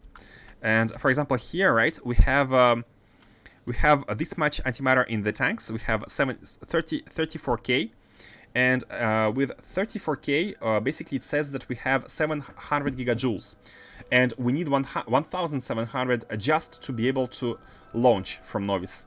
And that means, like, I think I did some estimations last time, and if I remember correctly, it takes 80,000 antimatter to lift off from Novice. So we went ahead here and decomposed 80k antimatter into resources to see, and here you can visualize what does it take exactly resource-wise to lift off from Novice. And as you can see, it's quite expensive. Like, you need 20k petroleum gas, you need 1.3k stone, you need all of this, you need cryonitroser all the way, also for the cooling. Like, basically using antimatter to lift off from Novice is does look like a waste. And another argument is that if we use a rocket fuel to lift off from Novice, it's really good because we have infinite amounts of it on Novice. We have infinite amounts of crude oil. I think Crestorio has it limited, but in default SE, without Crestorio, you have infinite crude oil. So if you bypass, not bypass, but what's the word? If you don't use antimatter, basically, and you only park your ships at Novice orbit, you're gonna gain so much, like, you're gonna save so much resources. And you have the opportunity to use all the crude oil. So the idea is to make some kind of lifting platforms. I'm not gonna call them spaceships. They're gonna be platforms which are gonna be warping between Novice and Novice orbit. Antimatter is sometimes more energy dense. 80k antimatter should be equivalent to 800k rocket fuel. How much does it cost? Does that cost to produce? Again, only crude oil, which is infinite on Novice, right? But I don't think it's that much, because there was a... I think I have removed it, but it depends on the size of the ship, right? It depends on the size of the ship, and if you have small platforms which you are lifting, it shouldn't be that expensive. I made it. Actually, we can make a test. Let's make a test together. Let's make a test. That's what I did last time. You do this. You place a rocket engine. You place the fuel. You put a wall.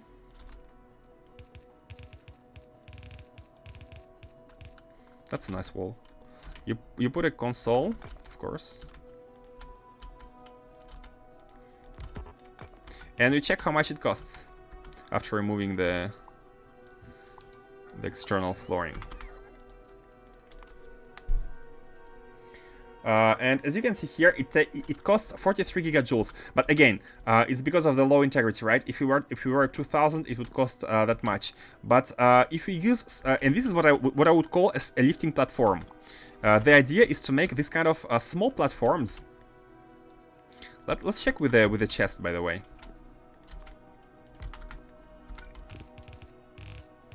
We can have this kind of lifting platforms. Oh, now it's 235. Yeah, it takes way more now. But if we only have chests, we won't need to be lifting the full like spaceship stuff, right? All of the like engines take a lot of space, the energy and stuff. We can have a very small. We can have some accumulators basically, and have it moving between platforms and just lifting the resources. And that's not gonna be that expensive. Hopefully. That's the idea. Maybe... let's actually estimate. 235 gigajoules. How much liquid fuel does it represent? I think 1, it's written here. Fuel value is 2 megajoules. 1 is 2 megajoules, so we need to divide 235,000 by 2, and that means 120k of liquid rocket fuel. In order to have this lift off, we will need 120k liquid rocket fuel. Is it acceptable or is it too much? Also keep in mind that we can use like productivity models 9, right, to produce it, so it's even cheaper.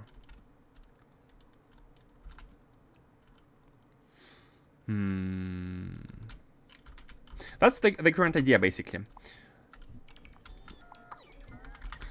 It's more. I do get the argument that it's more like antimatter is more energy dense, but it's also so much more expensive to produce, right? Like compared to just oil and some petroleum if necessary.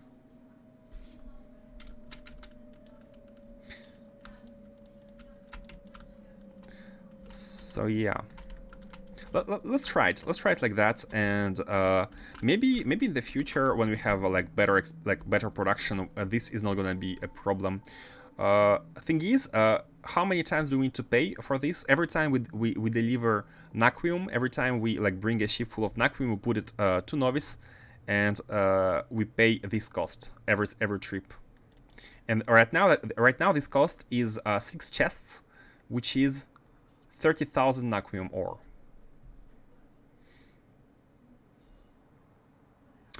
You know, I'm thinking about the cost indeed, and here we're talking petroleum, but a light oil equivalent is so much more expensive.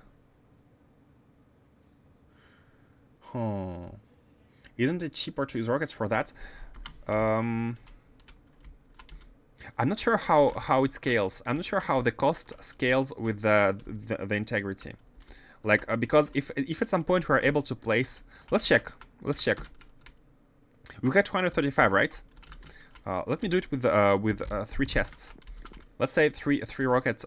This is gonna be the three times the rocket size. A minimal ship to lift 3 chests.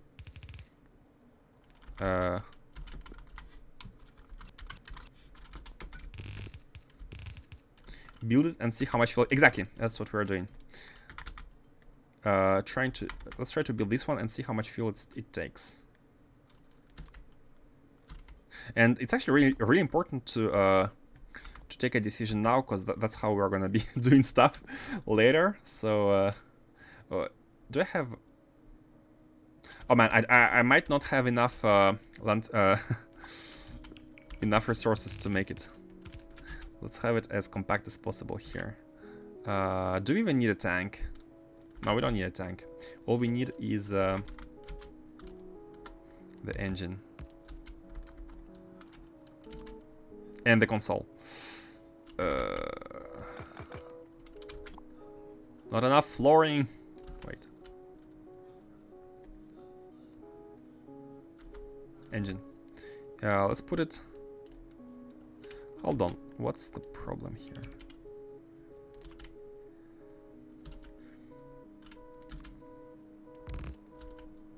Like that, right? Yeah. And can we fit a console here with the small amount of flooring we have? Oops. Can feed the console. Yes. Okay. Oh, wow, that's minimalistic. Let's see here. With 3 containers, the integrity is at. It's the biggest of them all, right? So it's 768. So basically, it makes sense. Before it was 235 for one. It's 3 times as big for 3 of them. 3 times as big for 3 of them. And that will mean how much energy? 642, which represents 320 fuel. Oh, so it actually scales. It's worse. I would expect. I thought the scaling was better and better, but it's actually worse and worse. For one chest, we were paying what 132k, and for 3 chests. Oh, actually no, it's linear. It's actually linear. For 3 chests, we are paying 310. 210 rocket fuel. 210 rocket fuel, and 1 rocket would be only 50k. So, yeah, this is less efficient than 3 rockets.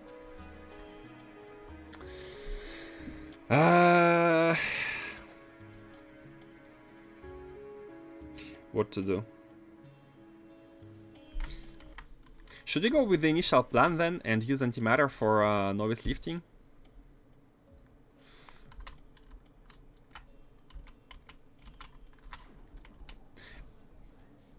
It's funny because every stream opinions change. Every stream we decide to, okay, let's do this. Okay, no, let's do this. Yeah. So compared to 200,000 liquid rocket fuel, let's actually have a small estimation here. Liquid rocket fuel, we want 200,000. And no, it's not comparable. It's not comparable. We need to compare the integrity with the 2K integrity. We need to compare the 2K integrity. So with the 2K integrity, it's gonna be this value, right? It's gonna be this value. So this value is actually 800,000 liquid rocket fuel. Let's compare 80K antimatter to 800,000 liquid rocket fuel. How much light oil, basically? 900k light oil versus... We are at 900k light oil versus all of this. Not this. Which is like only 20k petroleum. A bunch of cosmic water. This is nothing. This is a little bit high, but this is nothing. This is nothing. And stone is... Only cryonite rods are somewhat expensive, like you would need a... If you do 1 landing per minute, you would need 1 full belt, basically, of cryonite rods non-stop. If you do 1 landing a minute.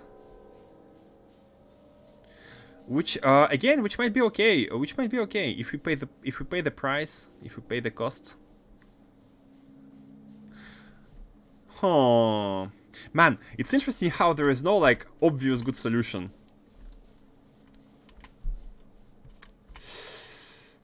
Yeah, and automation-wise is gonna be, I think the complexity is the same. Like, have this one go through 3 stops, or have 2 different ships, each one going between 2 stops each. It's not exactly too different. Okay, antimatter looks better and better every second.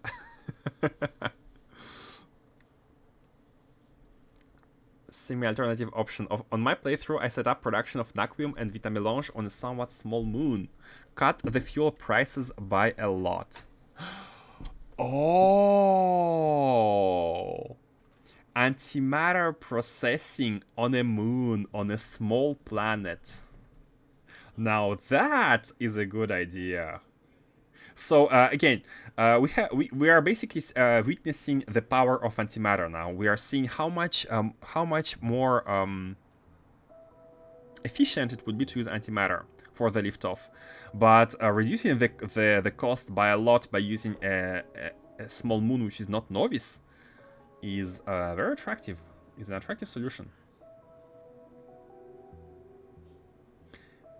And also is cool. Antimatter is cool, yeah, antimatter is cool. A mod you should have a rocket lag, keeps track of all your rocket launches and shows stats. Oh, is it retroactive with the current launches? Because I think we have already. Oh, guys, we're gonna hit the 10,000. We're gonna hit the 10,000 cap soon. And it might be the 10,000 cap is a good moment to kind of starting to say goodbye to rockets, right? We can be using antimatter for everything. Considering we have everything. We have an antimatter production factory in space. We have the antimatter production factory here. Which is not even antimatter, it's the capsules. It's not working because we need one of the items, which is... Oh no, we're doing antimatter. Hold on, where are you stopped? Testing packs? Oh, we don't have testing packs. What's going on? What's going on? We're asking for 10 of these.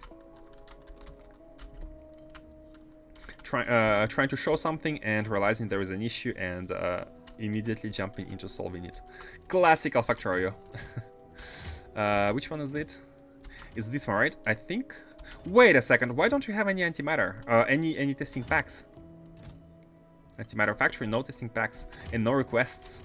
It means that we have enough of them, but we don't. But we don't. It's a reset issue.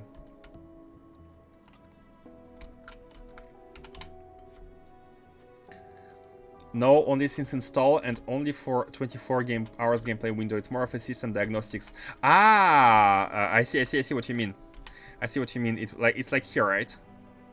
You would see like your rocket launches, and at some point you have a lot of them, at some point you have not enough of them. I see. Let's solve this issue. Hold on a second. I think the problem is the memory. Again, it didn't get reset. Of course, it can get reset. There is no automation for the reset signal. I forgot to do that. Okay. Hold on. This is not done still. I don't want to do this.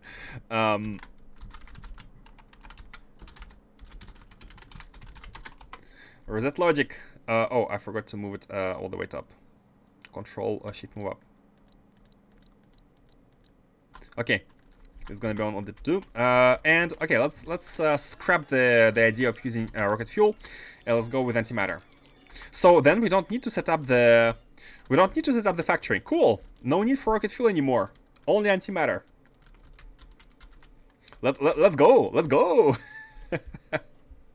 No need to do anything else. Oh, there is only one small thing: is setting up the trains to deliver the sulfuric acid to the destination. Where should they be stationed? Where should we have a? You know what? We have it already. Oh no, this is for the. These ones are for the crude oil delivery. Yeah, we can literally have them anywhere. Let's have a small stackerino right below. I don't think we're going to be using this space, so it's perfect for a stacker. Like that. Delete one rail here. Have a T-junction.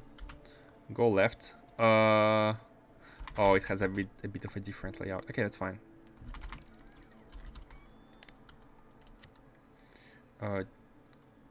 This is the better one. Yep. Rails in the way. Oh, the stone here. Okay.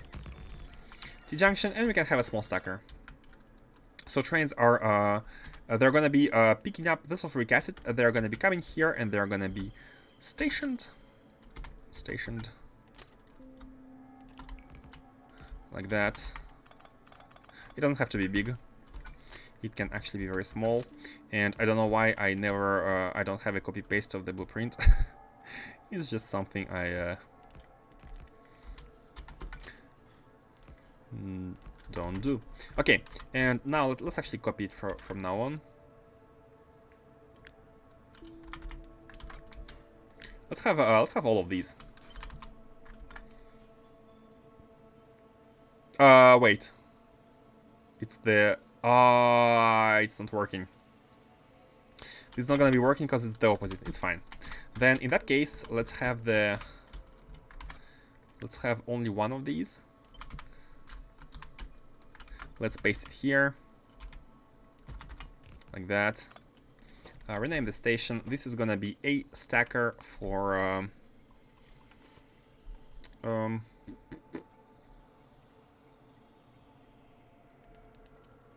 for the sulfuric acid. Now, how many trains do we want? Let's have like 4 of these. So we're gonna be delivering the sulfuric acid towards various. Oh, you know what? No, let's have more, because we had like 16 stations and only 4 trains. So we need let's have 8. Again, some of the stations might not be used anymore, but we still want to have the delivery when possible. Yeah, let's have this one.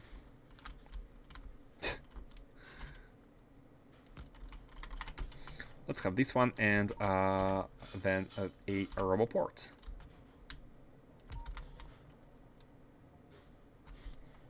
One tile lower. So now everything here should be deliverable once we place this pylon. And this is done. The rails are going to be built automatically. All we need is to put the trains and configure the route.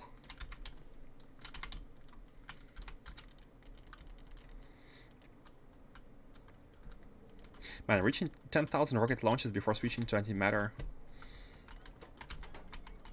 It feels like a lot, but again, all we do with each launch is moving 500 stacks of resources, right? And we have been producing a ton of stuff. Especially the modules, level 9 modules. Okay, so the train, how many? 8, right? Yeah, 8. I think it was 8. Let's have these, and 1, and then 16 of these. 1, 2, 3, and 1. And we should be done with the new factory, with the expansion. And the idea is that we can add more resources later on this refinery. It's a really nice refinery because it's scalable. All of this is scalable. If we need more heavy oil cracking, we can scale only that. If we need more of this one, we can scale only that. They are all inputted into big ducts, so it's all optimized for scale, which is how we should do it from now on, because we are gonna be requesting a ton of stuff. We need these here, and maybe these, so the trains have less to travel once they are about to exit. Have one exit here, and it should be good.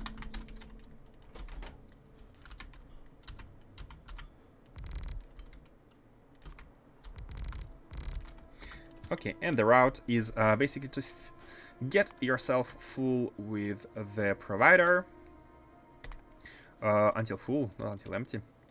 Then come here and then find yourself a requester. We have 13 requesters. This is why we have added that many trains. Until empty, and off you go.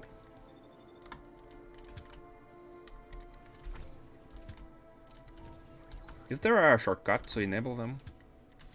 Is anyone aware?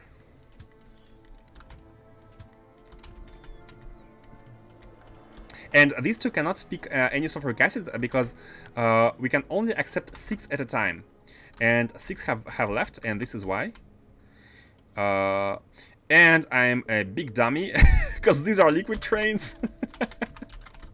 Okay, let me go grab the fail. Yeah.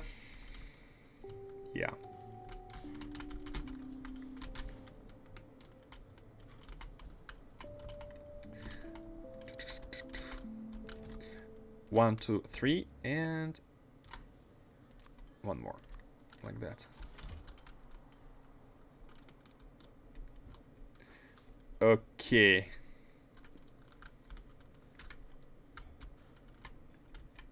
Now, can we just replay the trains and they can be all automatically re-enabled? Or is there any upgrade planner to replace the wagons? Have anyone done it? Oops. There is none, of course. it's a bit dumb. Okay. These have these, and do we need to re-enable them? Yeah, we do. Okay, makes sense.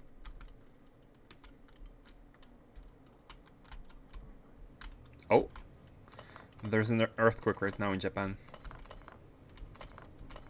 A small one.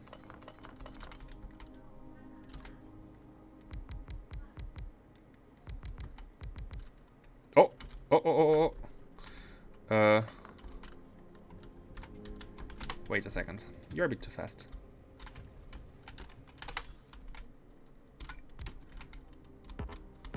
Okay, connected. And you're at the requester, and now you're going there. Bam, you're full. Bam, you're full.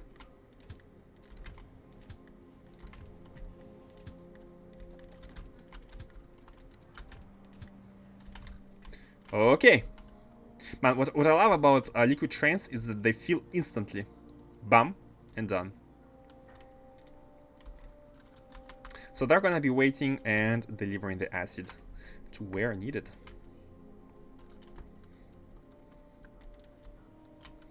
And which is nowhere for now. Perfect.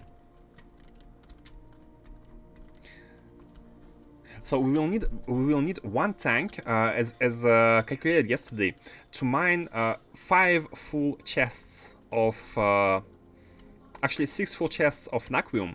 We need 1 full tank of sulfuric acid. And what is blinking here? Oh, nothing anymore. Okay, cool. You know what?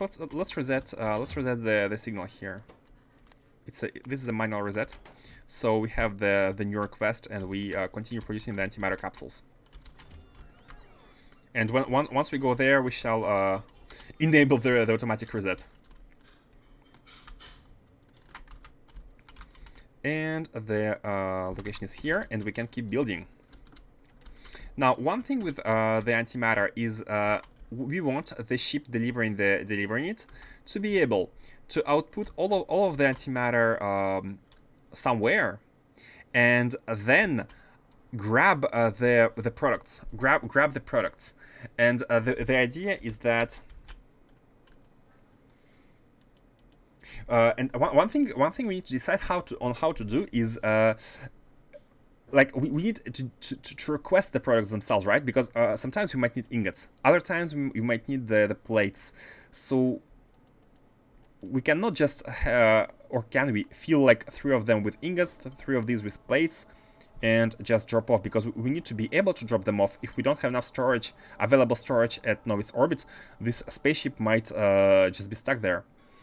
Or it might be okay because it doesn't need to go for more naquitite if it has full chests. No, it's not good, because, for example, if we are only lacking ingots and if it has plates, what it's gonna do is gonna wait at Novice orbit, and ingots are never gonna arrive.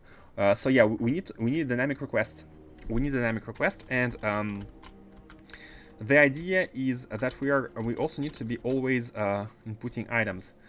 And one really hard thing about this is how are we gonna, because with this setup, the input is going on the left hand side and the output on the right hand side, right? Keep in mind that this spaceship in the future can be extended with more cargo space. So the factory, imagine we have a factory here building ingots and plates. How are we gonna route them on the other side of the ship?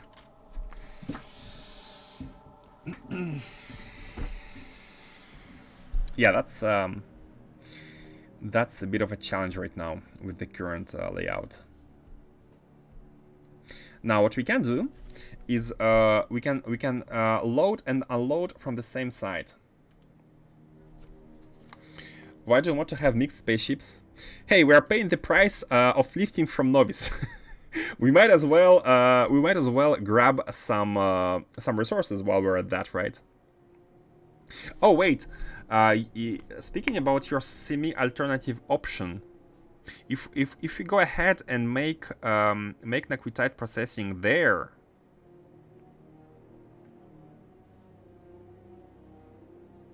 yeah, just to answer your question, the reason why we use them for mixed ones, the idea is the initial idea, which changes every stream, is to have these spaceships bring in naquitite, as we have decided today, land it on the planet, unload it, and since we are already lifting to the orbit, since we are already paying the price of going into space, why not have the same ship deliver the created items, the ingots and plates and whatnot, into space before going for another trip to get the ores.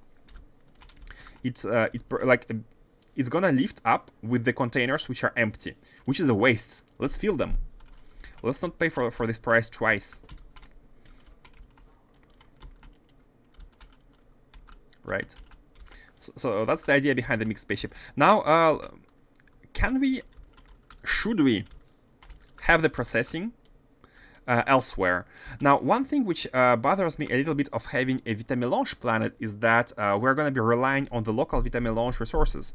And once these run out, well, the Vitamelange planet is not going to be of much use, except for being small, right? So we might as well, if we were to do that, we might as well start doing that on an already small planet. It doesn't have to have Vitamelange. Vitamelange can be delivered by other means. And there was one idea which I have in the back of my head. Is let me show you a bit a Calidus system. So this is Calidus system, our sun. This is Novice, a super big Novice with 5,692 radius, and this Novice has a small moon which has a lot of crude oil. But since we're going to be using antimatter, crude oil is actually not exactly helpful.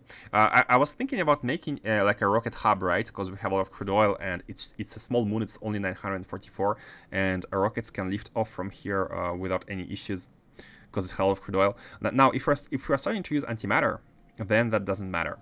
That won't help. So we need to pick up a location. Million. Oh, this is super small. This is super small, like 523. Man, if you want to optimize the antimatter, we might as well pick the smallest thing ever, the smallest moon ever, and I have not seen anything as small. And by the way, you can see that on this screen, the actual graphics represent the size. Like this is visually the smallest one. Is there any other visually small? Not really. Like, of all bodies in the system, Novice Moon has one of the smallest. So the idea could be to do the processing here. We can deliver Vitamelange, we can deliver naquitite, and pay very small cost. And the spaceship, basically, it can do this. It can go to the asteroid field, grab the ore, come to this small planet, land on it, unload, load with resources, and go to Novice orbit, where it can drop off the resources before heading back. I think this trajectory is really fast.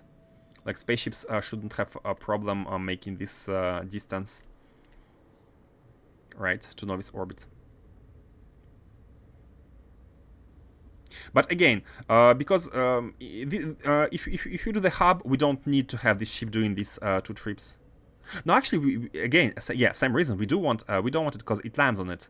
It lands on it, so we don't want to pay the cost of lifting the ship with empty cargo. To answer your original question, so should we do it, guys? Should we do it? What do you think? What do you think? Should we proceed ahead with colonizing this small planet just for the sake of like reducing the antimatter cost, which is actually good because like in the future we might have a lot of ships doing a lot of like round trips, bringing stuff and whatnot. We can also still use this one and have like a refiner on this one. Very convenient to have a lot of crude oil. It's a bit bigger, but having a lot of crude oil is actually very convenient.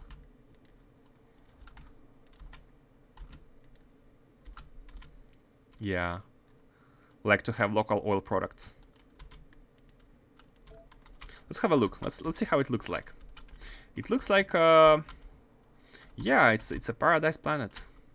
White beaches, palm trees, the sand. It's a place where you'd go for a vacation.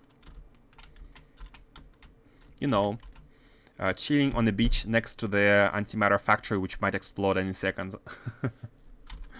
I stopped off on a random planet to explore last night, and then I got stuck. It was radius 9,000. It was over 9,000. Had to send fuel by delivery cannon and break out a mini factory. Oh, I do like the idea of an adventure. I do like the idea of an adventure coming in to a planet and kind of transforming it into a hub. Yeah. And we can copy paste like we have like setups for factories and stuff. We can just copy paste them. We can copy paste them and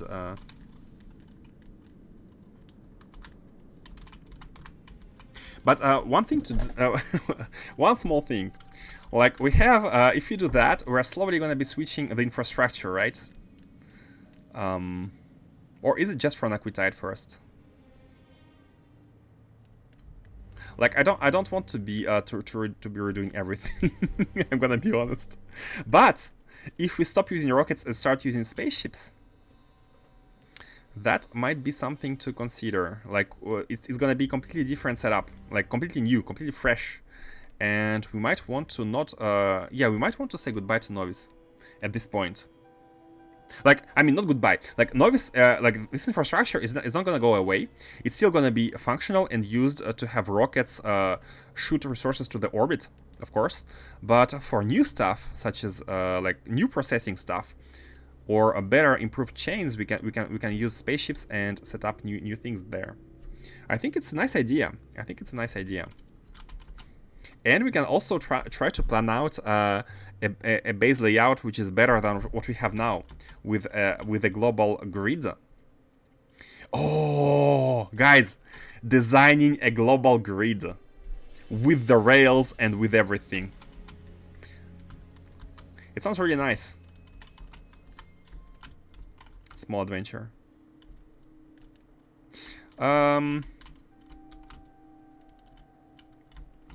So yeah, change of plans again. Change of plans again. Change of plans again. Until next time. Until the next stream. I do like this idea. I do like this idea. And what are your opinions? Does anyone has any opinion? So we have three choices basically. Choice 1, land ship on Novice and process Naquium here. Advantages, everything is here. Disadvantages, antimatter is expensive. The cost. Second option is to have it here, and the advantage is that we have crude oil. We can have all sorts of oil products. If necessary, we can have a refinery here without any issues.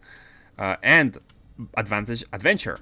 And third plan is to choose the smallest moon, literally just to save more antimatter. That's the only reason to choose this one. To save more antimatter, which actually might be good. Let's see. Wait, how big is 500? How big is 500? Because if we deliver absolutely everything, including crude oil, using ships to this planet, then it might be a good idea. Oh, look at the copper! Look at the copper, man. No, actually, that's not that big. Never mind. Never mind. Revan's Fares just faded into the future.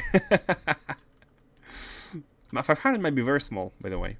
Be careful with the selection of the moon. If you start moving everything to the new moon, 500 radius may turn out to be too small pretty fast. Yeah, exactly. That's exactly what I was thinking. Let's try to scan this and see how actually small it is. Wait, where is it? What's the planet? And the idea is to not move everything. I still don't want, don't think that we should move all the infrastructure to a new planet. But we can make new stuff to complement the lack of some production on Novice. Because since we start using the ships, stop all scan surface, view surface. So let's see here. It has some biters. I mean, no problem. We can plug it. We can plug it without any issues. Mal. How comes I can never remember the name. Million. For some reason, I'm thinking Melori. Oh, of course, it was Mel, but it's not. It was not in the filters. Let's have it priority 1 along with Morse, so we can view them here. It has some biters. So this is how big it is. We can already see the limits. We can already see the limits here. We can actually go and clean the biters. Like there is nothing. There's like one nest, one nest. We can get rid of it real fast. Maybe no need to plug it, since it doesn't have any like meteors. So yeah, it does look small, doesn't it? It does look small. Like if you have stuff going here. Nah, I don't think it's a good idea. I don't think it's a good idea to begin with this planet. It's literally it's super small. Like think Luke Skywalker living on his planet away from the civilization at the beginning. This is the Skywalker biter here. It's Tatooine. Yeah, I think it's too small. I think it's too small. Antimatter cost is good and all, but this is way too small. Like we won't be able to go to expand. Yeah, no, let's forget about it. Let's forget about Milione and Melione. Delete surface. Wait, how can we lower the priority now? Here. Okay, let's do it on Morse. Tatooine had no water. Ah, okay, not exactly the same. Let's do it. Okay, let's try to do the processing on Morse. So Morse has no biters, right? Yeah, thread 0. Morse has no biters. It has water. Let's also scan it. I mean, it has no biters, so. And let's pick it up as our spaceship hub. No, not spaceship hub, but like processing planet for stuff like Naquium, and we shall deliver Vitamelange there as well. Now about Vitamelange, let's have a look at stuff we need to process the Vitamelange. So we will need oil products. Perfect, we have this. Of course, we will need iron to make sulfuric acid, a little bit of it. We will need the blocks, volcanic blocks, and we will need like stone to make glass, right? And instead of looking here, I think it's way easier to just look at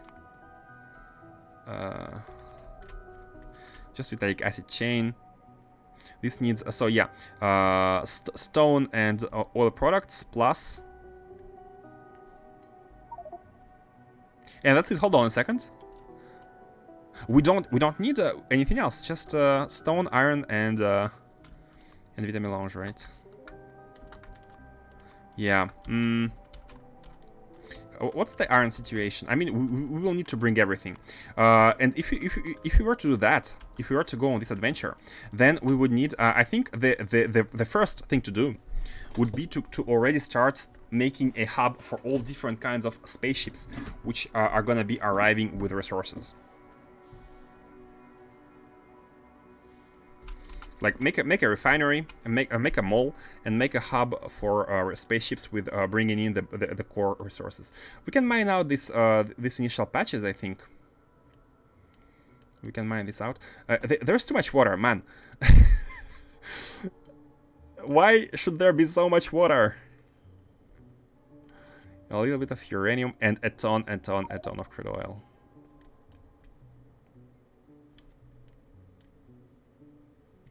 Basically, we can transform all the stone there is here into landfill and deliver some stone. Okay, let's do that. Let's just do it. So first things first, we need to lift this spaceship from this planet. Now, 80k estimation means that if we fill these tanks completely, it should be good. So let's go to Novice Orbit. Let's start doing stuff. Enough talking. The idea, I think, is good. Hanodest's idea to have this processing on another planet. Novice is cool and all, but Naquium is actually not very hard. It requires a little bit of resources, such as Vita Melange, but except for that, it's pretty simple. Now, let me go ahead and fix...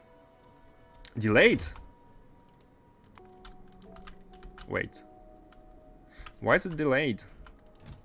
Oh? Oh?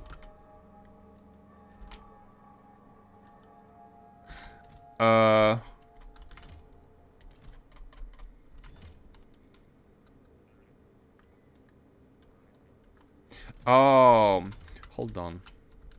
There is basically there right now we have launched too much stuff to Novice Orbit, and there are capsules here which are unable to be transformed into the sections packed. Guys, back to fixing stuff. And the how it works, basically we have a station here which is taking all the things and bringing it back. Bringing it back to Novice.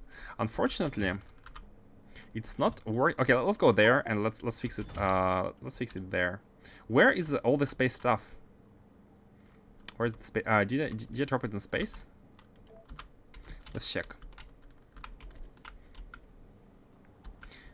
Where's my space equipment? Hold on. Should be here. I usually take care about of where it's dropped. Maybe it's here. Yeah, it's here. Okay, it's here. Never mind. So let's prepare for space. Not this one. This one.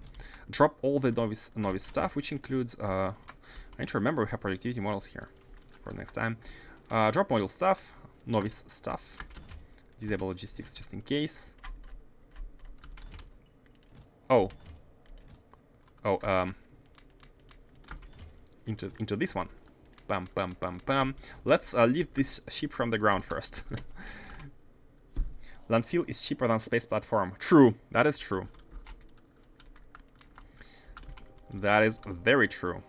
So, what we can do on this, you know what? For all the resources, just to push the Raven spheres even further, what we can do is we can already start like setting up the core mining. And mixing and matching all the core mining products on this planet. And we can have rockets delivering them, or no, yeah, rockets delivering them to Novice, because incoming rockets are cheap. Like we don't need to do anything about these. Okay, let's have the.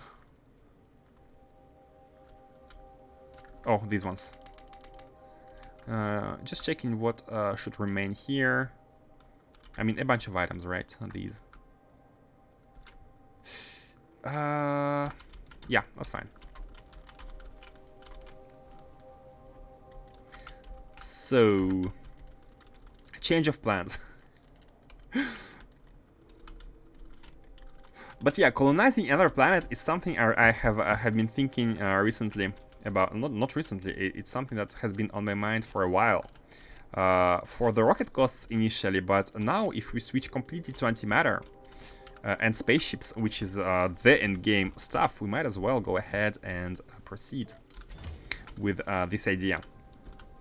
So let's check Morse. I think the scan has been on. The scan is not ongoing. The scan is not. The scan has been finished, of course. So this is how big it is. This is how big it is. It's still not that big, but still better than the other planet. The other planet was like up to here, right? Half the radius. Let's have a small fix here. Now, why do we need cargo sections packed in a storage chest? First of all, do we have any? Because we have a storage chest over there. Yeah, we don't want this here. This should be a if not an active provider, a passive provider. We don't want rocket sections accumulating here, actually. So you know what? We might. We still need to have. Okay, this thing is, this is part of the global network here, and there is a rocket section chest here, a rocket sections chest here, which inserts if there is too much of them, but it can also be used as a distribution center.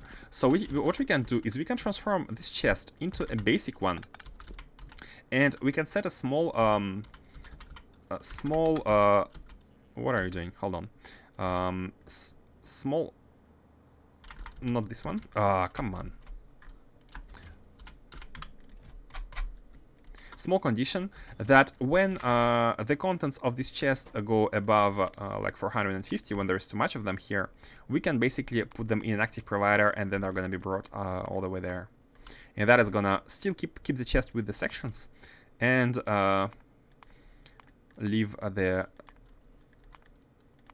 overflow. Send the overflow to novice, basically. If it's above 450, then I'll put it into an active provider. And this is it. So with this,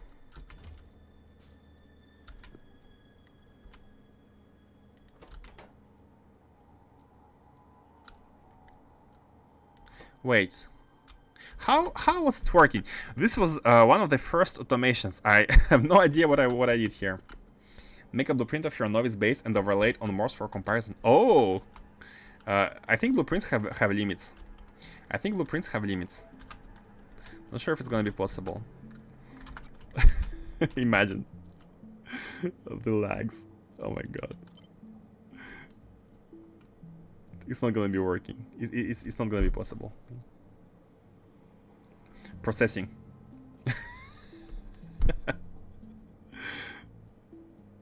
Maybe just the upper part would be smarter. Not everything.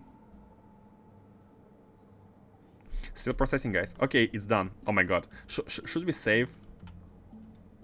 Nah. Never mind. Just to compare the sizes.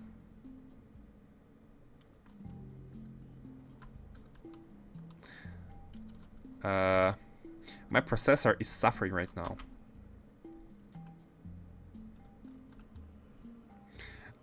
So yeah, as you can see, this planet is way bigger than our current base. Way smaller than our current base.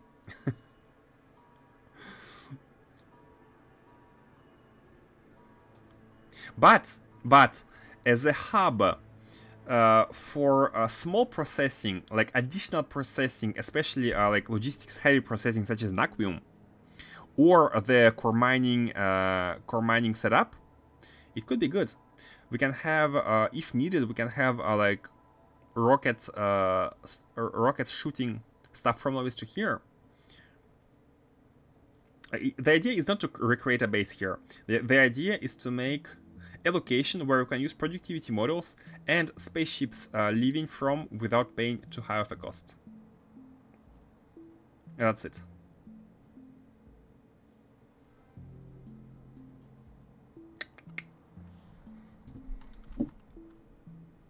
But you know what? And a question we should be asking ourselves.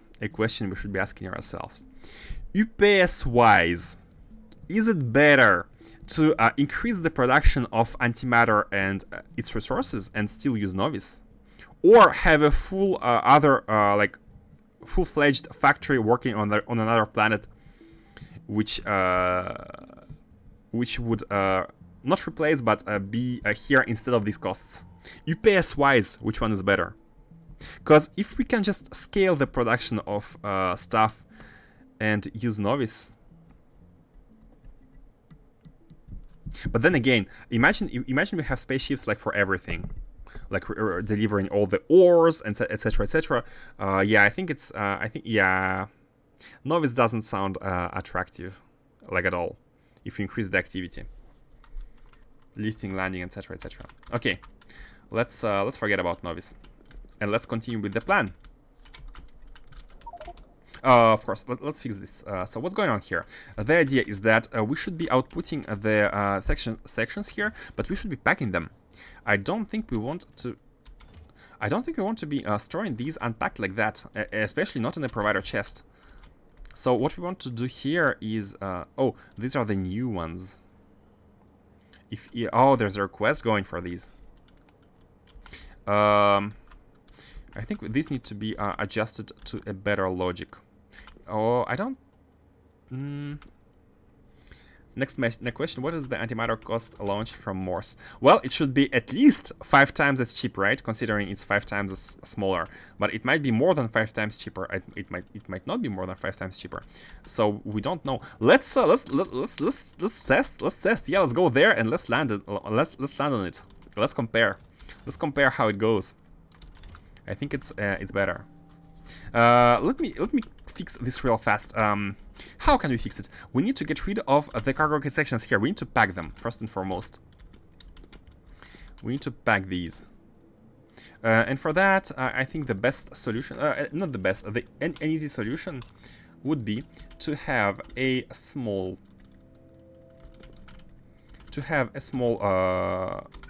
machine here, which is gonna be unloading these. This is gonna be a packer, allowing these into this, and it's gonna have a simple storage chest.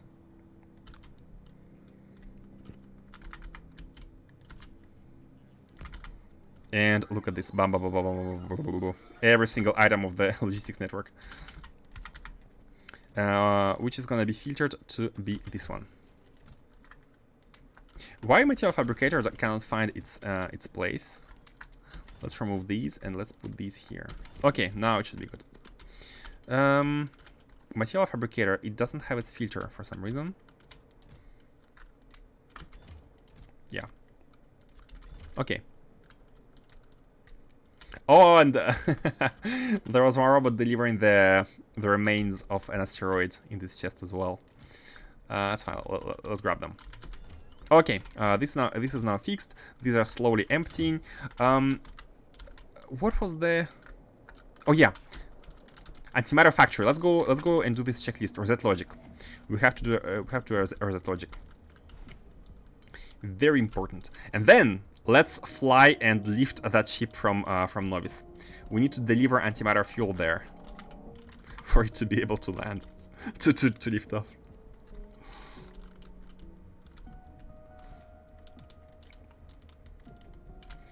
Oh wait, where are we? Oh, too far.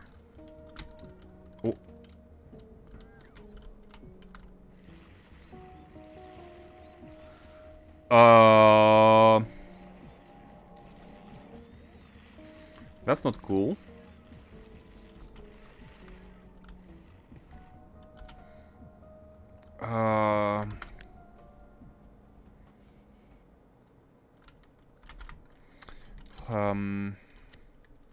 Wait. Let's blacklist the construction planner with a blacklist of belts and undergrounds, right? And there was the one to do tile, but we can fix it later. I mean, yeah, let's do it. Blacklist of these, and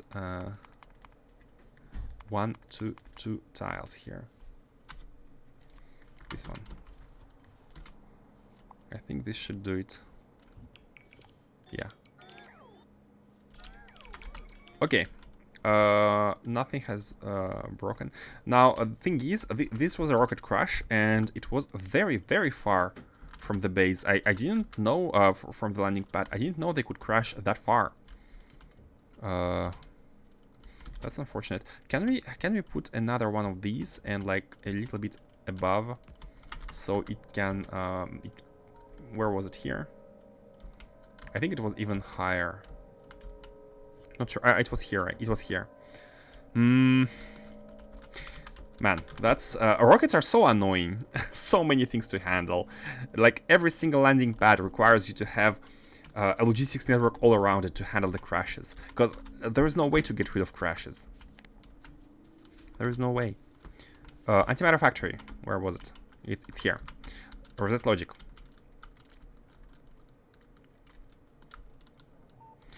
So this one is easy. Easy because you can copy paste.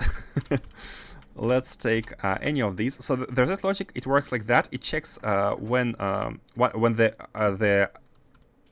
the condition is true, and in that case a landing pad is empty, and when it becomes empty for the first time, it's gonna send an R signal to this thing. So let's connect the landing pad with a red wire to the condition. I cannot see anything because of the jetpack. I think it's here. Come on. Yeah. So when the landing pad becomes empty for the first time, there is a small latch here, which is basically gonna make it so that it's gonna send a single instance, a single tick of our signal back to Novice to trigger the reset, like that, and that's it. Wait a second. Oh no, they're connected. Okay, they're connected. That's good. And the reset signal is not gonna be triggered until this landing pad is full again and then empty again. Now I think we need to reset it one more time. We need to reset it one more time manually, because you can see there's no requests and the rocket is not full. Okay, now it has been reset. The request is done once again. And we are still missing, of course, the material testing pack is the one thing which is gonna be high throughput everywhere. Oh, that makes me think that we might have a material testing pack production as well at that small moon, and we can distribute the testing pack to Novice easily. Could be also something to consider. Can we shoot it? Nah, it doesn't matter. Okay, let's go and save the ship. The rocket has arrived. Which one should we use? Let's use our own ship. Yeah, let's use the... Where is it, by the way? Where is the ship? Where is the Mad Lab? Oh, it's on the orbit around Novice orbit. On the orbit around... Yeah, the orbit of the orbit. Let's bring it here. I mean, we can bring it anywhere, but since we need to do some refueling, we might as well like put it. Oh, look at this! I think I have put it like that, and it created a small small hole. I don't really know. I don't want to have an auto clamping for it. It's our personal ship.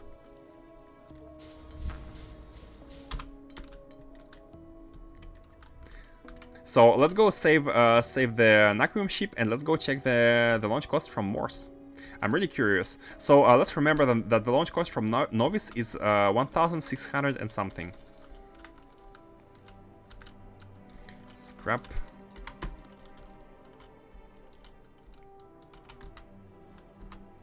Oh!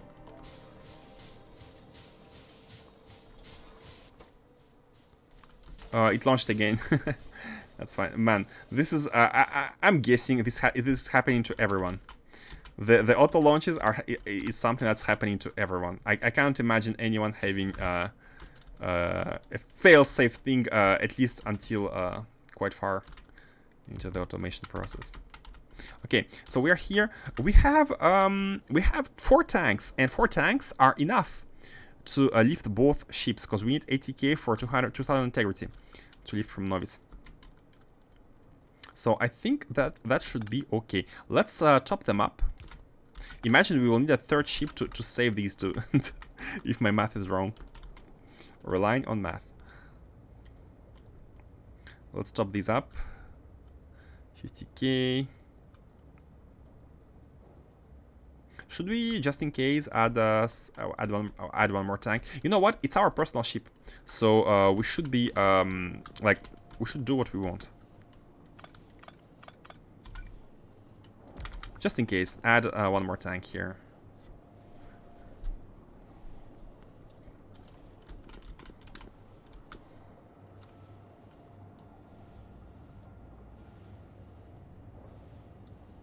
I'm not a big fan at all of tanks being connected next to each other.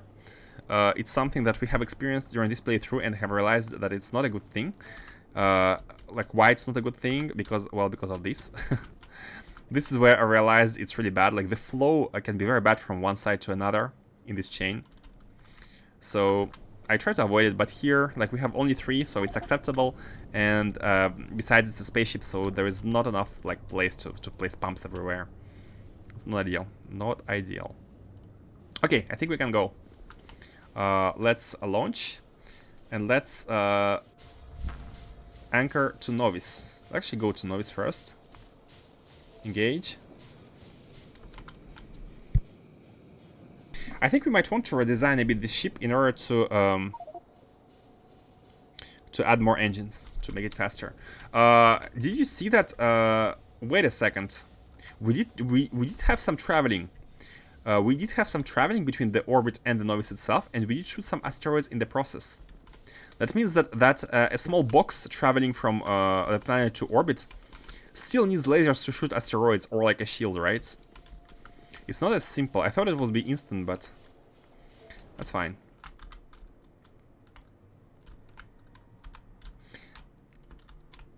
In the 4-second ship gets stranded. Exactly. Let's. What happens if we do that? Is it gonna erase everything below it? I don't want to try it. Can't help but hear Rosette logic instead of reset. Rosette.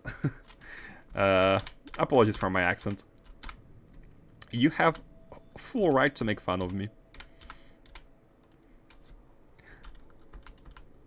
Yeah, let's make it here. Let's put it here, and let's... man, it's like in the middle of the lake. That's fine. Should we...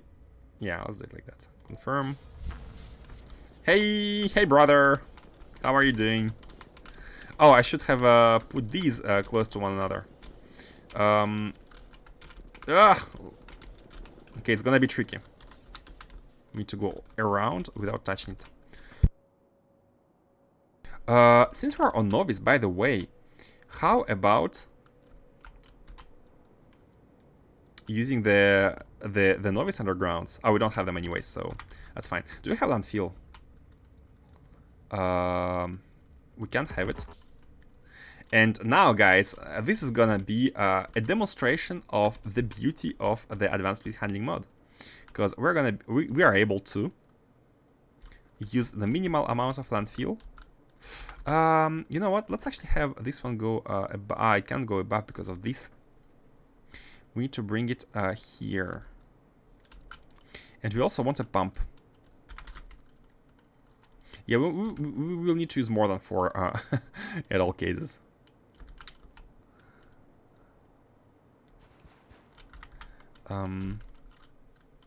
So this is gonna be get disabled. There's gonna be a pump here.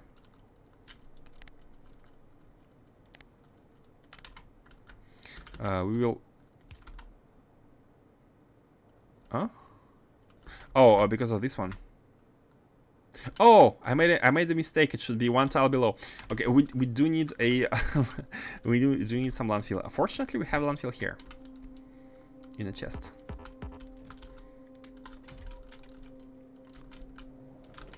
Ah! Oh no, guys, I'm stuck. I'm stuck on the engine. I'm stuck on the engine. Oh my god. Yeah.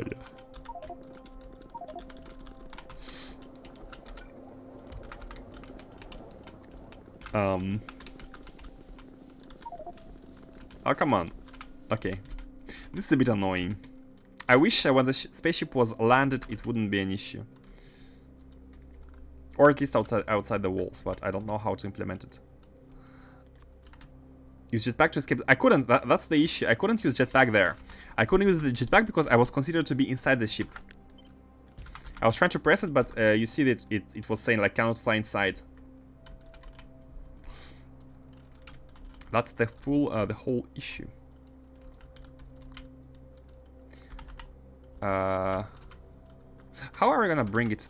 Let's should we bring it from the outside? Yeah, let's bring it from the outside. It's fine. Let's have a small one thing from here. Yeah.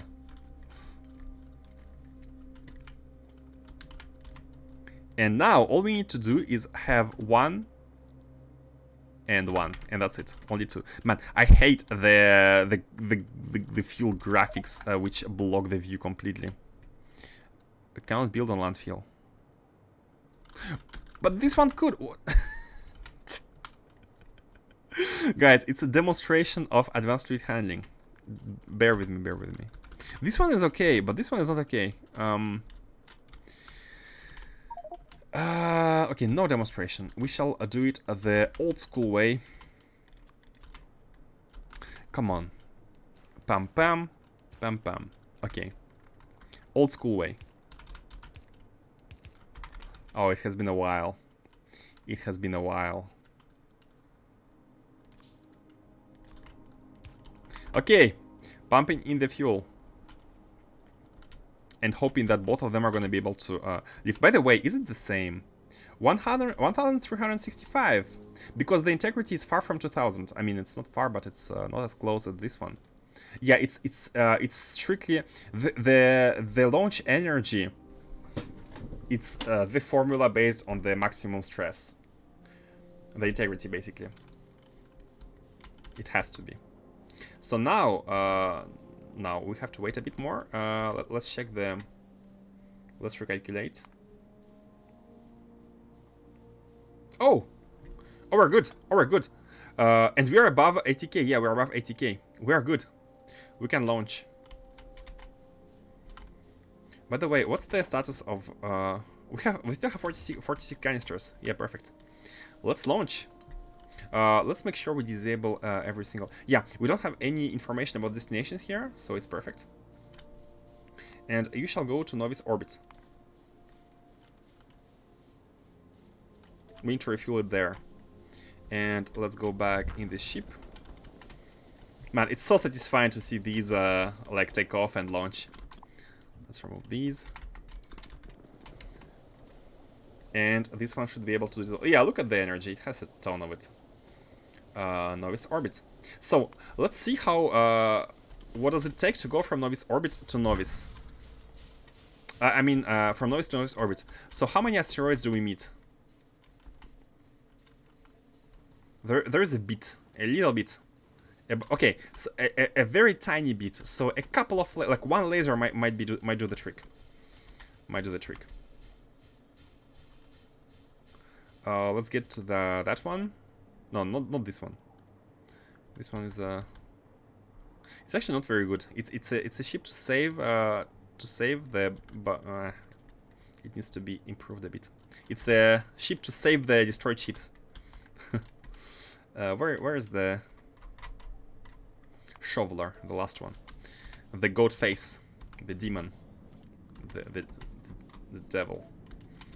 Yeah, let's put it here.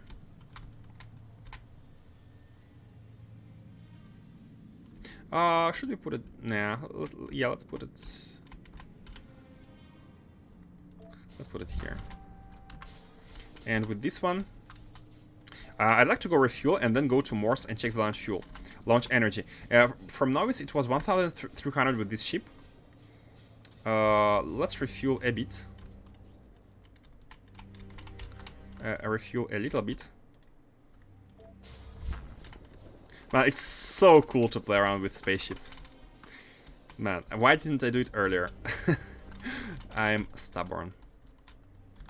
Where is the energy input? Here. Yeah, just get more antimatter. I think we can delete this one. Yeah, I don't think we need it anymore.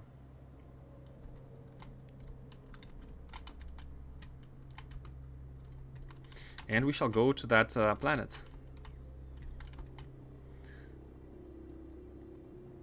After it's been after it's refueled. What's the filling rate? Yeah, basically 1,000 a second. Around 1,000 a second. And look at how the fuel like decreases and stops, decreases and stops. Like it's not exactly uniform, and that's because this tank is full. The chain needs to wait for it to kind of balance out towards the other tanks. That's why I do not like the auto balancing. I like the pumps in between. Okay, yeah, it's almost full. Yeah, 4 engines is gonna be good enough. Let's remove this one and let's have this one fueling. while we are on a journey.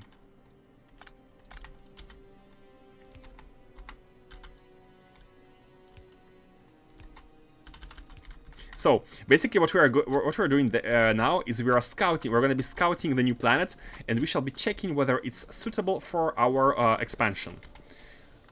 The scouting. So the idea is to get it to Morse. Launch. Let's go. How long is it going to take us with 6 engines? Engage. Yeah, not that long. Literally a couple of seconds.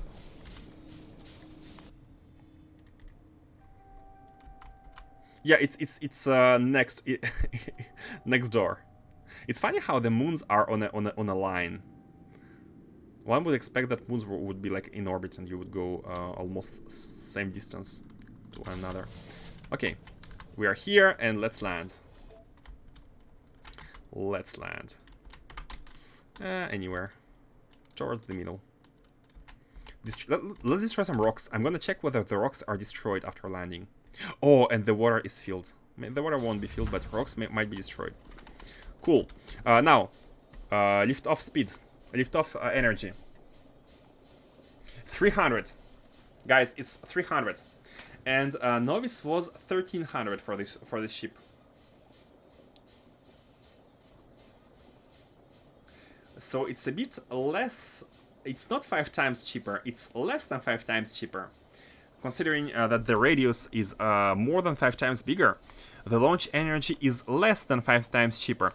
So either it's still linear, but it has some constant. For example, it can be, I don't know, like 300 plus the linear part. Not 300, like, I don't know, 50 gigajoules plus a linear formula. So we have this constant, which is more apparent in the smaller number, or it's actually a little bit curved towards the logarithmic. Like you pay less and less for bigger and bigger planets. Not logarithmic, a smaller reduction, a little bit cheaper. But anyways, 300 gigajoules is not bad. It's not bad. This is not bad, and this represents antimatter is 20 megajoules, so 300 megajoules represent 300 gigajoules. 30,000 gigajoules represents 15k.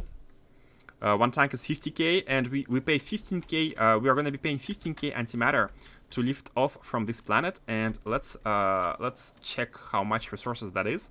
So 80k is Novice, and 15k is this planet. And now it's suddenly way more. It looks better. It's way more affordable, right? So I guess we have a plan. We have a plan. We have a spaceship and a plan.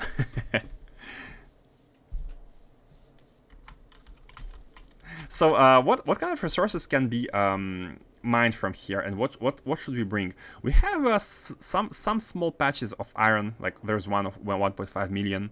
This is only 200k. Copper wise, we are a bit better than iron. Yeah, we have a bunch of patches. And by the way, we can we mine using spaceships? Like mine into a spaceship, jump somewhere, and we will need to pay 15k every jump, of course. 15k antimatter, which might not be very it might not be the best, but now yeah, we have a ton of crude oil here. Having a rail network, like a small rail network, would be way better. Would be way better.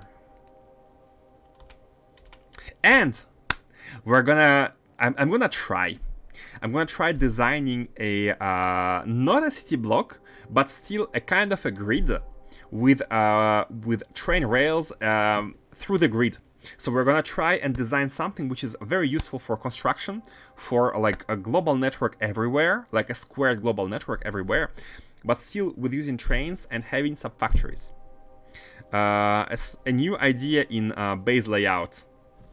which is really nice. Like with AC, you have your main base, which might be not very good. You might have some things you want to optimize, improve, so you can test out these ideas on other planets, which is really cool. Coronal mass ejection. We don't care. Okay, so guys, I'm gonna be stopping here for today. Thank you all for watching, and we have a nice nice plan, which is gonna be done across next couple of streams, I think. I'd like to streamline towards Naquium. I don't want to make like a full-blown factory here. I'd like to deliver the resources we need and have the Naquium processing here. So we will need a delivery route chain for Vitamelange. I think do we want to process Vitamelange here? Yeah, I think we don't want to deliver resources, like intermediate products. We want to deliver raw resources. Because if not, it's gonna create logistics chains quite hard. Thank you very much, everyone. Yeah, I shall think about the layout of this base, and I shall show you next time what the idea is. And please criticize. Please give me your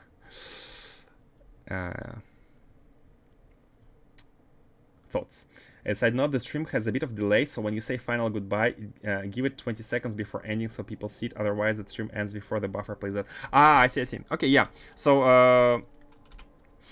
I'm gonna be stopping in 21 seconds, guys.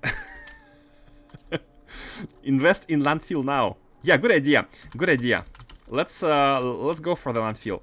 Do we have miners? We do have some. Oh, I don't have any novice production, but it. What I really love about this right now is that we don't need to come up with a rocket setup or anything. We can hop on the spaceship, go back, do whatever we want, come back, and that's it. We don't need to do anything. That's so cool. We don't have modules. guys, the ultimate and absolute heresy. Ultimate and absolute heresy. You know what I'm gonna do? Do you know what I'm about to do? You must be getting what I'm about to do right now.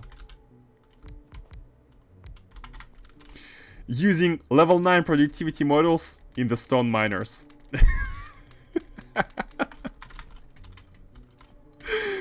The best place, the best place for them is here. Don't you think? Wouldn't you agree? Look at this beautiful 190% productivity. Oh, we need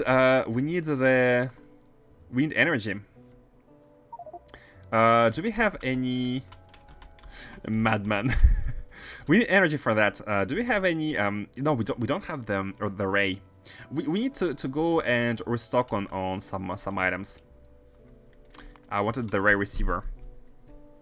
And by ray receiver, I mean the... Where is it?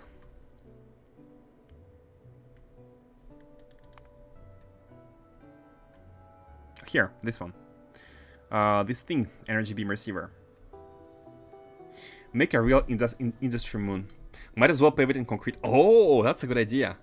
Wait, I'm very worried about not having access to water anymore.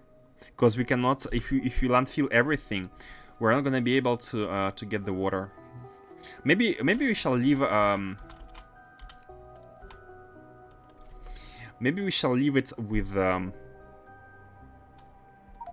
like leave some blocks of some holes of water.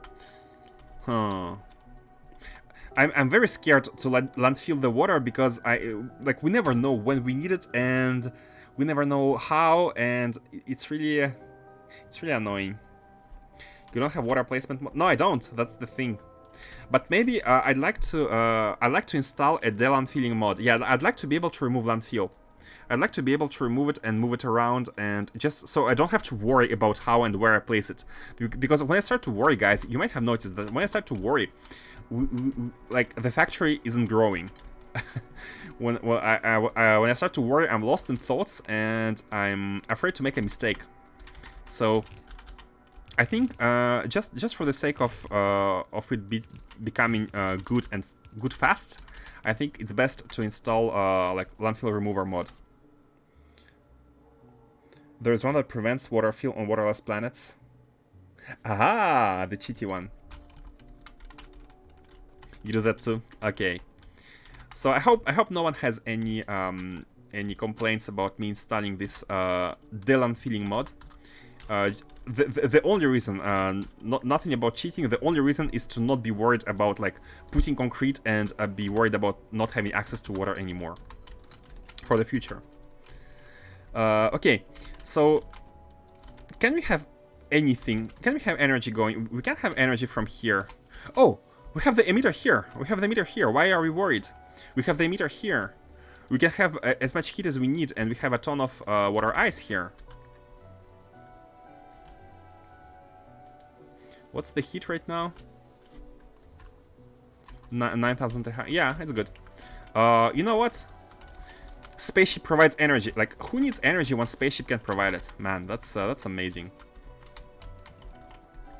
And let's get to landfilling.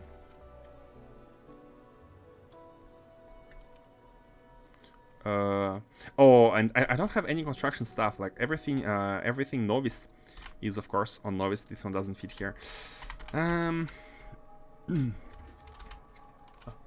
At least we can mine the stone already. Let's put it in a chest, and we shall make landfill very fast once we get back. Investing into landfill.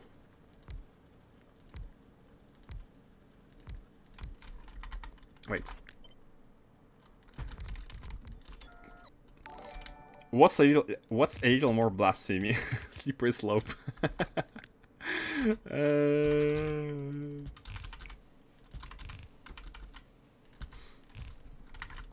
Yeah. Oh, there's one which is not working. It's fine. Only 5 then.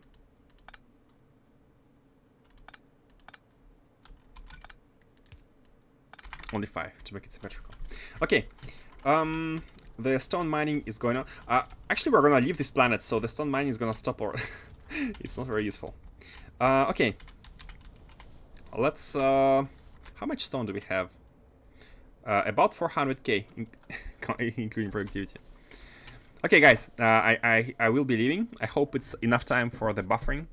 Thank you all for watching again. Hopefully see you again next stream, which is gonna be on Monday, because tomorrow is Sunday, which is my day off. If I didn't have the day off, my relationship would become very dangerous. Okay, let's leave it at that, and let me send you somewhere as usual. So Saturday evening should be a day where there's a ton of streamers. Evening for you, it's the afternoon. Okay, so who is playing SE? Oh wow, there is a very popular guy who is playing Space Exploration. He has 1.2k viewers, so I'm not gonna send you there. You're free to do what you want, but let's go to someone who is who doesn't have a lot of viewers.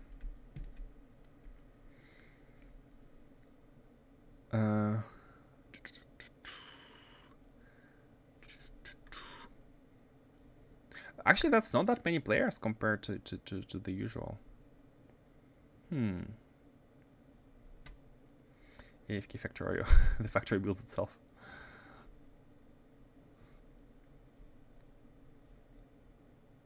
Well, no one else is playing. Let's go to Trismegistus. He's playing Cross-Story too. It's not SE, but...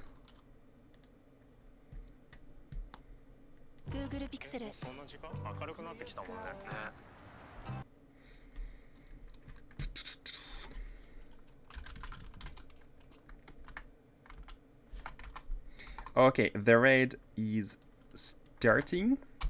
I'm gonna give some thought about the layout. Yeah, let's make a Death Star moon, a Death Star full of concrete, a good global network, automated construction, a full-fledged mall, refinery, everything. Oh man, I just said I wanted to streamline the production. Now let's make it a good moon first. Let's make it a good moon first. And this is gonna be a good practice to have spaceships deliver stuff. It's gonna be good practice. We shall be delivering. Maybe we can go and colonize, like do some mining on iron copper planets and deliver these resources, or go ahead and do the core mining setup. But core mining might not be enough. Core mining might not be a good thing for now, because we don't have a big integrity for the ships yet, and we still need like core mining. We will need I think we're not ready for that. We will need to expand outside of our star system, and with core mining I'd like to have an automated spaceship which is dedicated, which has a mission to go to a planet and install core mining operations there. So like automated core mining expansion, and it should all like all of the core mining items should go to the. Well, anyways, we shall see next time. Okay, guys, the ride is starting. Thank you all for watching, and see you next time. Bye bye.